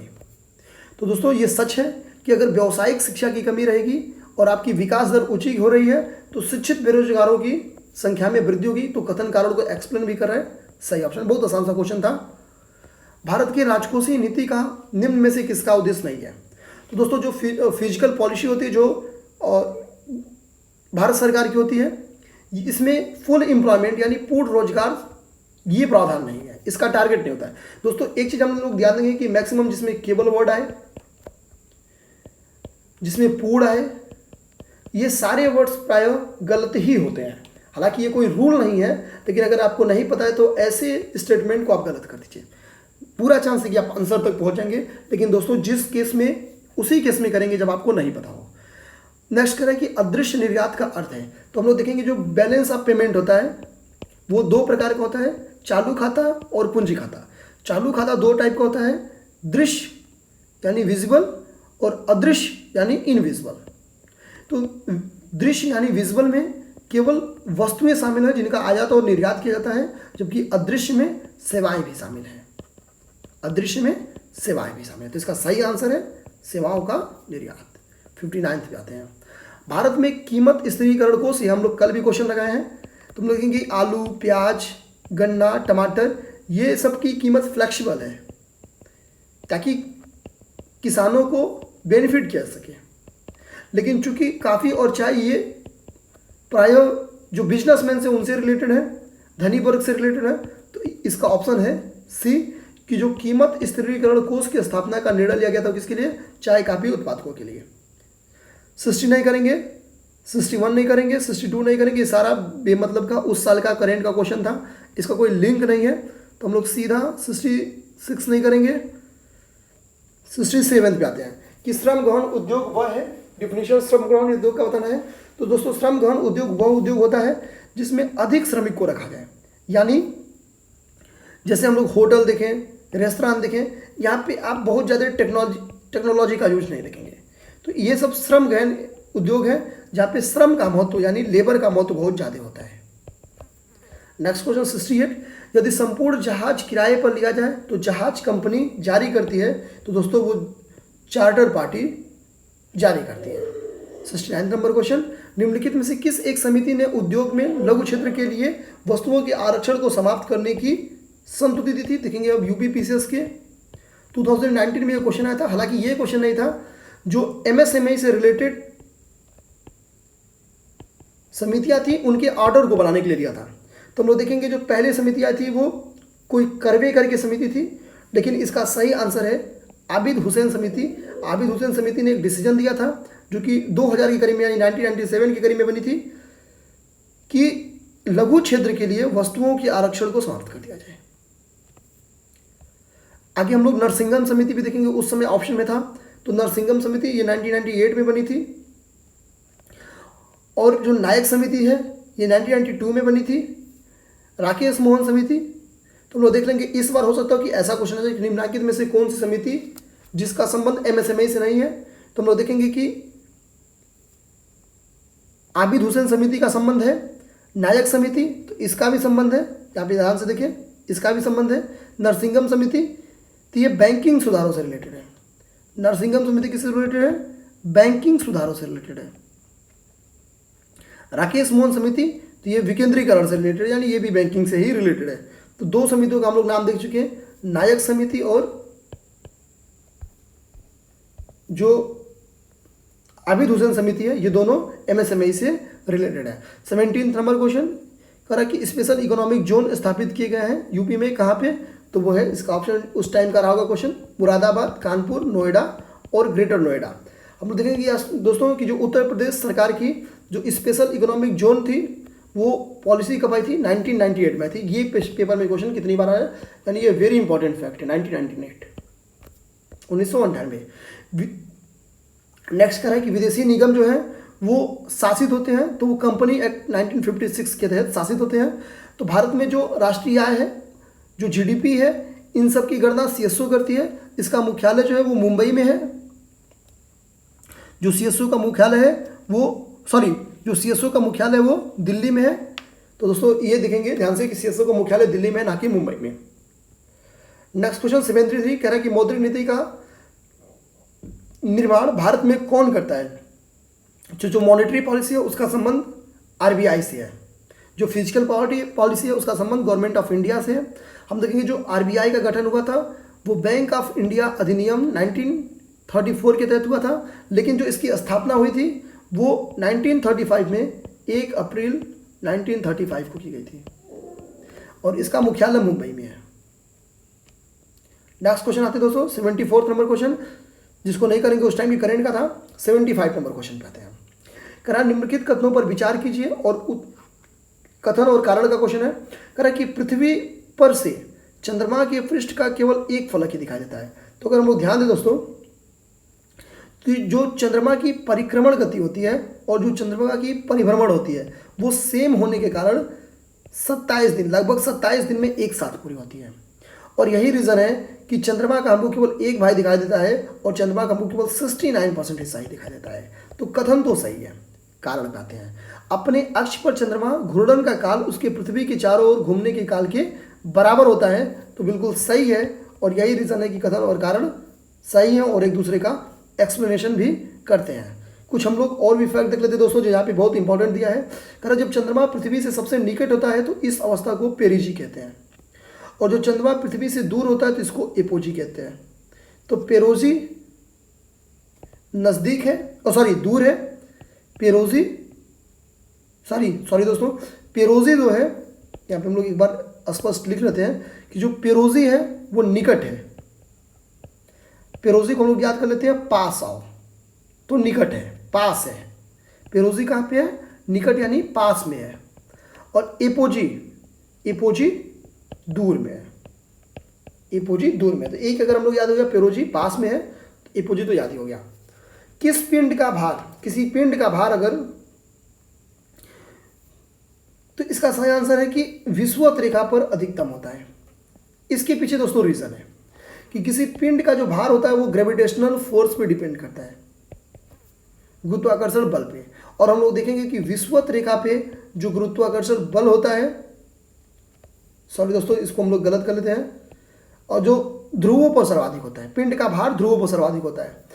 तो नीचे से हम लोग यानी विषुवत रेखा से अगर हम लोग ऊपर जाते हैं, ध्रुवों की साइड में जाते हैं, तो हम लोग अगर विषुवत रेखा से ध्रुवों की साइड में जाते हैं तो हम लोग देखेंगे जो ग्रेविटेशनल फोर्स होता है वो बढ़ता है।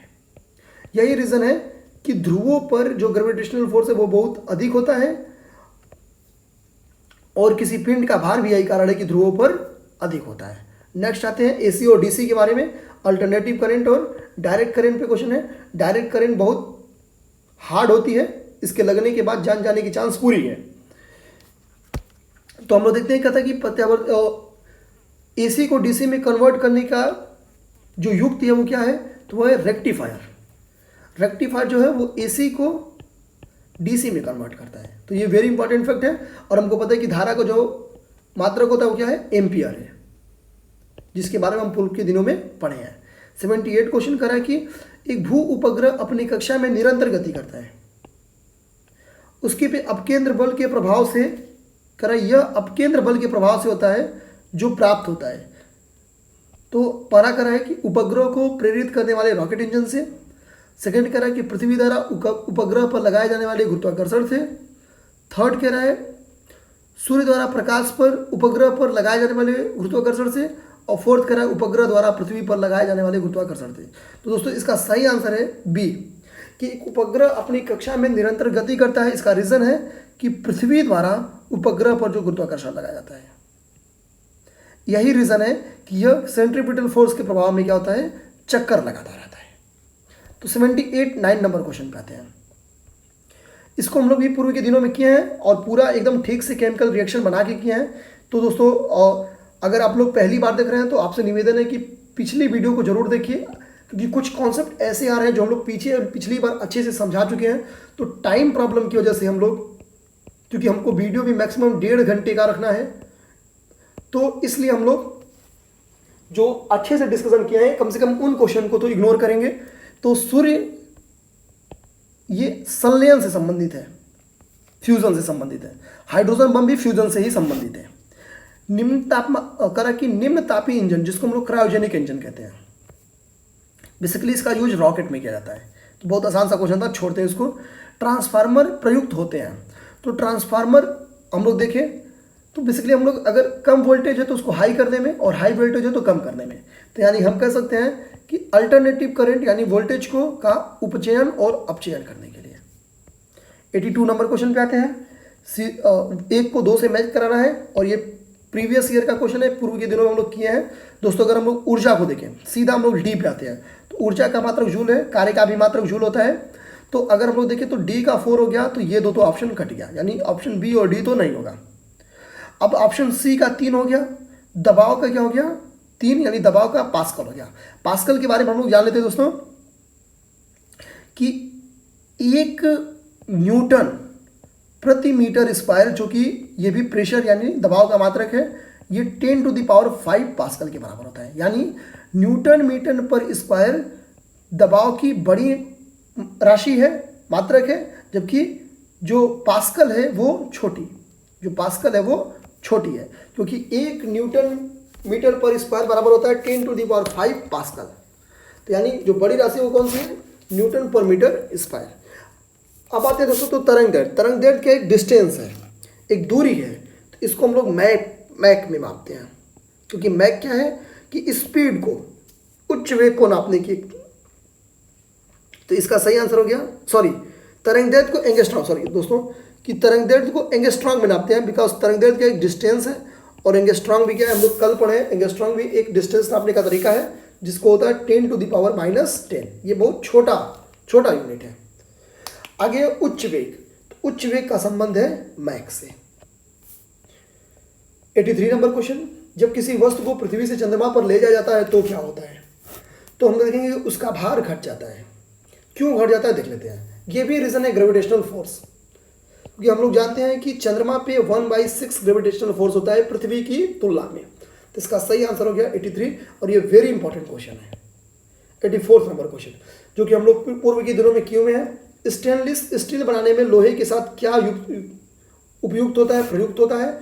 तो उसका सही आंसर है क्रोमियम। 10% क्रोमियम का यूज किया जाता है, और उसके बाद से कार्बन का, सॉरी उसके बाद से मैग्नीज का, फिर कार्बन का, यानी सबसे ज़्यादा क्रोमियम का यूज किया जाता है लोहे के बाद स्टेनलेस स्टील बनाने में। इसका सही आंसर है क्रोमियम। 85 नंबर क्वेश्चन, चिकित्सा वाहन निर्वातक का सबसे अविषालु धातु प्रदूषक है, यानी मोस्ट टॉक्सिक मेटल पोल्यूशन। तो देखेंगे कि जो स्वचालित वाहन होते हैं उनसे जो निर्वातक होते हैं वो, उसमें है इसका सही ऑप्शन लेड। इसमें लेड यानी शीशा पाया जाता है, तो लेड इसका सही आंसर है लेड। 86 नंबर क्वेश्चन, जो कि हम लोग पूर्व के दिनों में किए हैं। तो कह रहा है कि शुष्क द्रव का संबंध किससे है, तो ठोस CO2 से है। मस्टर्ड गैस, जो कि हम लोग देखेंगे फर्स्ट वर्ल्ड वॉर में और एक इसका खूब युद्ध उपयोग हुआ था, तो ये एक विषैला द्रव है।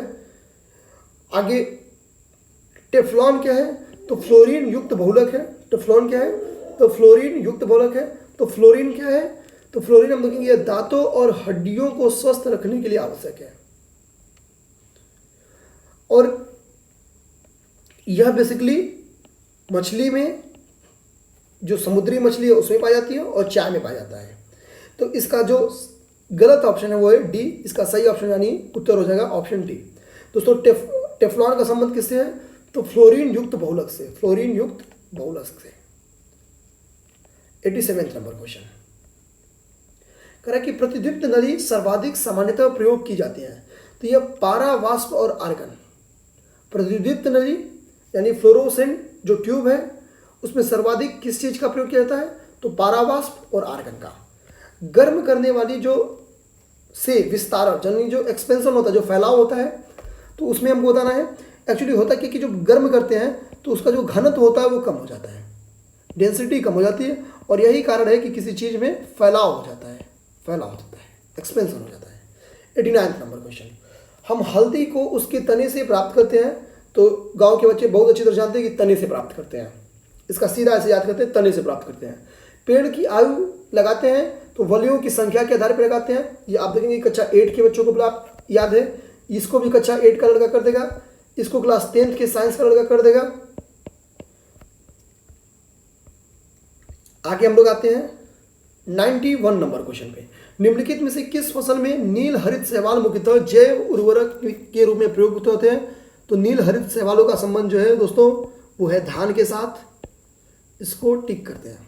और अब हम लोग थोड़ा सा पढ़ने की कोशिश करते हैं। तो जो नील हरित शैवाल होते हैं उनका प्रभाव शुष्क मौसम में बहुत ज़्यादा होता है। पहली बात तो ये रखेंगे कि नील हरित शैवालों का प्रभाव जो होता है वो शुष्क मौसम में ज़्यादा होता है, ना कि ठंडी में। सेकेंड हम लोग याद रखें कि नील हरित शैवालों को साइनोबैक्टीरिया और स्वतंत्र रूप से निवार करने वाले जीवाणु कहते हैं। तो साइनोबैक्टीरिया किसको कहते हैं? दोस्तों साइनोबैक्टीरिया नील हरित शैवाल को कहते हैं। नेक्स्ट आते हैं 92 नंबर क्वेश्चन पे। जरा शरीर की भी सभी कोशिकाएं जिनमें शरीर की किसी भी प्रकार की कोशिकाओं के विभाजन या विशिष्टीकरण की क्षमता होती है। तो शरीर की वो कोशिका जिनमें विभाजन एवं विशिष्टीकरण की क्षमता होती है वो कौन सी है?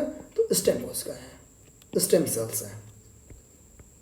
93 नंबर क्वेश्चन, एक मनुष्य दुर्घटना से ग्रस्त हो जाता है और उसको क्या होता है? ब्लीडिंग होने लगती है, किंतु उसको रक्तदान की आवश्यकता है, लेकिन हमारे पास टाइम नहीं है कि हम उसका ब्लड ग्रुप चेक कर सकें।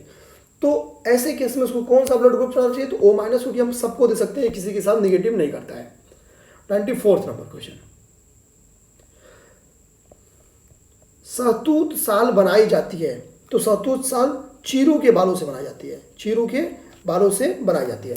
तो सहतूत साल किससे बनाई जाती है? तो चीरू के बालों से बनाई जाती है, बेसिकली लद्दाख में पाए जाते हैं। 95 नंबर क्वेश्चन, धान की खेत से निकलने वाली गैस है तो धान की खेत से निकलने वाली गैस है तो मीथेन जो सबसे इंपॉर्टेंट है, सबसे ज़्यादा यही निकलती है। हालांकि इससे नाइट्रोजन और इथेन भी निकलती है। तो आंसर तो इसका उपयुक्त सभी ऐसा ही होगा, लेकिन मैक्सिमम मीथेन है। और हम लोग देखेंगे यही यूपीपीसीएस 2019 में क्वेश्चन आया था। नेक्स्ट, सोयाबीन के नत्रजन स्थिरीकरण के लिए जिम्मेदार बैक्टीरिया है। तो सोयाबीन में नत्रजन यानी नाइट्रोजन फिक्सेशन, नाइट्रोजन स्थिरीकरण के लिए जिम्मेदार बैक्टीरिया है, उसका नाम है राइजोबियम जैपोनिकम। आंसर पे आते हैं दोस्तों, तो हम लोग देखेंगे तो जो नाइट्रोजन स्थिरीकरण करने वाले जीवाणु हैं वो वही है। और ये बेसिकली जो दलहनी फसलों में मटर, चना, अरहर आदि, इनमें हमको देखेंगे कि जो राइजोबियम लेम्यूमिनोसेरम है, सोयाबीन की जड़ों में सहजीवी के रूप में राइजोबियम जैपोनिकम पाए जाते हैं। बेसिकली दोस्तों इसको मिटा देते हैं, इसको कुछ नहीं इसमें याद करना है, बस हमको ये याद रखना है कि जो नाइट्रोजन स्थिरीकरण के लिए जो प्रमुख है वो क्या है? लेम्यूमिनेस फैमिली का है, और इसका सही आंसर है राइजोबियम जैपोनिकम। और नाइट्रोजन स्थिरीकरण किसकी में होता है? तो दलहनी फसलों में होता है। दलहनी फसल याद करेंगे, इस बार क्वेश्चन यही था कि नाइट्रोजन स्थिरीकरण किससे संबंधित है? तो दलहनी फसल याद रख लेंगे। फसल लोमिंग विधि, तो फसल लोमिंग विधि क्या है? तो फसलोत्पादन के लिए पोषक तत्वों की आवश्यकता जानने के लिए पौधों का विश्लेषण, यानी इस पौधे को कितनी पोषक तत्व की आवश्यकता है, किस पोषक तत्व की आवश्यकता है, इसके जानने का जो विश्लेषण करते हैं वही कहलाता है फसल लोमिंग विधि, क्रॉप लॉगिंग मेथड। फसल पकने में सहायक हार्मोन कौन सा है? तो फसल पकने में इथिलीन जिसको हम लोग C2H4 कहते हैं, तो इसका यही सहायक हार्मोन है। 99 नंबर क्वेश्चन आते हैं, एक कृषि उपग्रह विद्युत ऊर्जा का स्रोत क्या होता है? तो सौर सेल होता है। पिछले 6 साल में 3 बार क्वेश्चन आ चुका। 100 नंबर क्वेश्चन, पर्यावरण से अभिप्राय है। तो दोस्तों ये बच्चा जानता है कि पर्यावरण भूमि, जल, वायु, पौधे, प्राकृतिक दुनिया के चारों ओर के अस्तित्व में है, ये सही है। उन संपूर्ण दशाओं का योग जो व्यक्ति को एक समय बिंदु पर घेरे हुए हैं, तो बिल्कुल सही है। भौतिकी, जैविकी, सांस्कृतिक तत्वों की अंतः क्रियाओं जो अंतर संबंधित होते हैं, इसका उपयुक्त सभी। और दोस्तों हम लोग पहले भी बोल चुके हैं कि अगर ऑप्शन डी में आपको उपयुक्त सभी मिल जाए, ऑप्शन सी या डी अगर आपको A+B मिल जाए, तो वो हमेशा आंसर सही होता है। हालांकि अगर आपको पता है कि नहीं ये गलत ही है, तो आप अपने कॉन्फिडेंस वाले आंसर को टिक करेंगे। 101 नंबर क्वेश्चन, पर्यावरण अपकर्ष यानी जो इसकी गुणवत्ता है उसको डाउन होने की बात कर रहा है, उससे क्या अभिप्राय है? तो देखेंगे यहाँ भी जो कॉन्सेप्ट वो फिट बैठ रहा है, उपयुक्त सभी यहाँ भी सही है। आइए दोस्तों पढ़ते हैं। पर्यावरणीय गुणों का पूर्ण रूप से निम्नीकरण, बिल्कुल सही है। मानवीय क्रियाकलापों से विपरीत परिवर्तन लाना, ये भी सही है। पारिस्थितिकी विभिन्नता के परिणाम स्वरूप परिस्थितिकी असंतुलन, तो इसका सब सही है। ऑप्शन डी इसका सही है। दोस्तों सामान्य जो ज्ञान है उसके क्वेश्चन आज वाले अच्छे नहीं थे, तो इसलिए हम लोग इसके प्रश्नों पे आज चर्चा नहीं करेंगे। कल के कुछ क्वेश्चन पे हम लोग चर्चा किए थे। मैथमेटिक्स और रीजनिंग के जो क्वेश्चन है आप लोग यूट्यूब चैनल पे जाके देखिए, वहाँ पे रमन सर के द्वारा सीसेट की और रीजनिंग की, यानी हम कह सकते हैं मैथमेटिक्स और रीजनिंग की क्लास दी जा रही है। तो दोस्तों आप रमन सर की क्लासेस को देख के मैथमेटिक्स और रीजनिंग को इम्प्रूव कर सकते हैं। आगे हम लोग सीधे विविधा के क्वेश्चन पे आएंगे, समसामयिकी भी नहीं करेंगे, कोई मतलब का क्वेश्चन नहीं है। 2005 का हम लोग पढ़ के क्या करेंगे, लास्ट के 15 साल पहले का, हमको लास्ट के 6 मंथ का तैयार करेंगे, मेरा काम हो जाएगा। तो हम लोग सीधे देखें 17 नंबर क्वेश्चन कि श्वेत क्रांति का जनक किसको कहा जाता है? तो वो है वी कुरियन। तो वी कुरियन को श्वेत क्रांति का जनक कहा जाता है। आगे देखिए कह रहा है कि DNA फिंगरप्रिंटिंग केंद्र स्थित है, तो वो हैदराबाद में स्थित है। DNA फिंगरप्रिंटिंग केंद्र जो है दोस्तों वो हैदराबाद में स्थित है। 149 क्वेश्चन, किस पाकिस्तानी को भारत रत्न दिया गया है? तो वो है खान अब्दुल गफ्फार खान, जिसको हम लोग सीमांत गांधी भी कहते थे, और इनको हम लोगों ने भारत रत्न दिया है।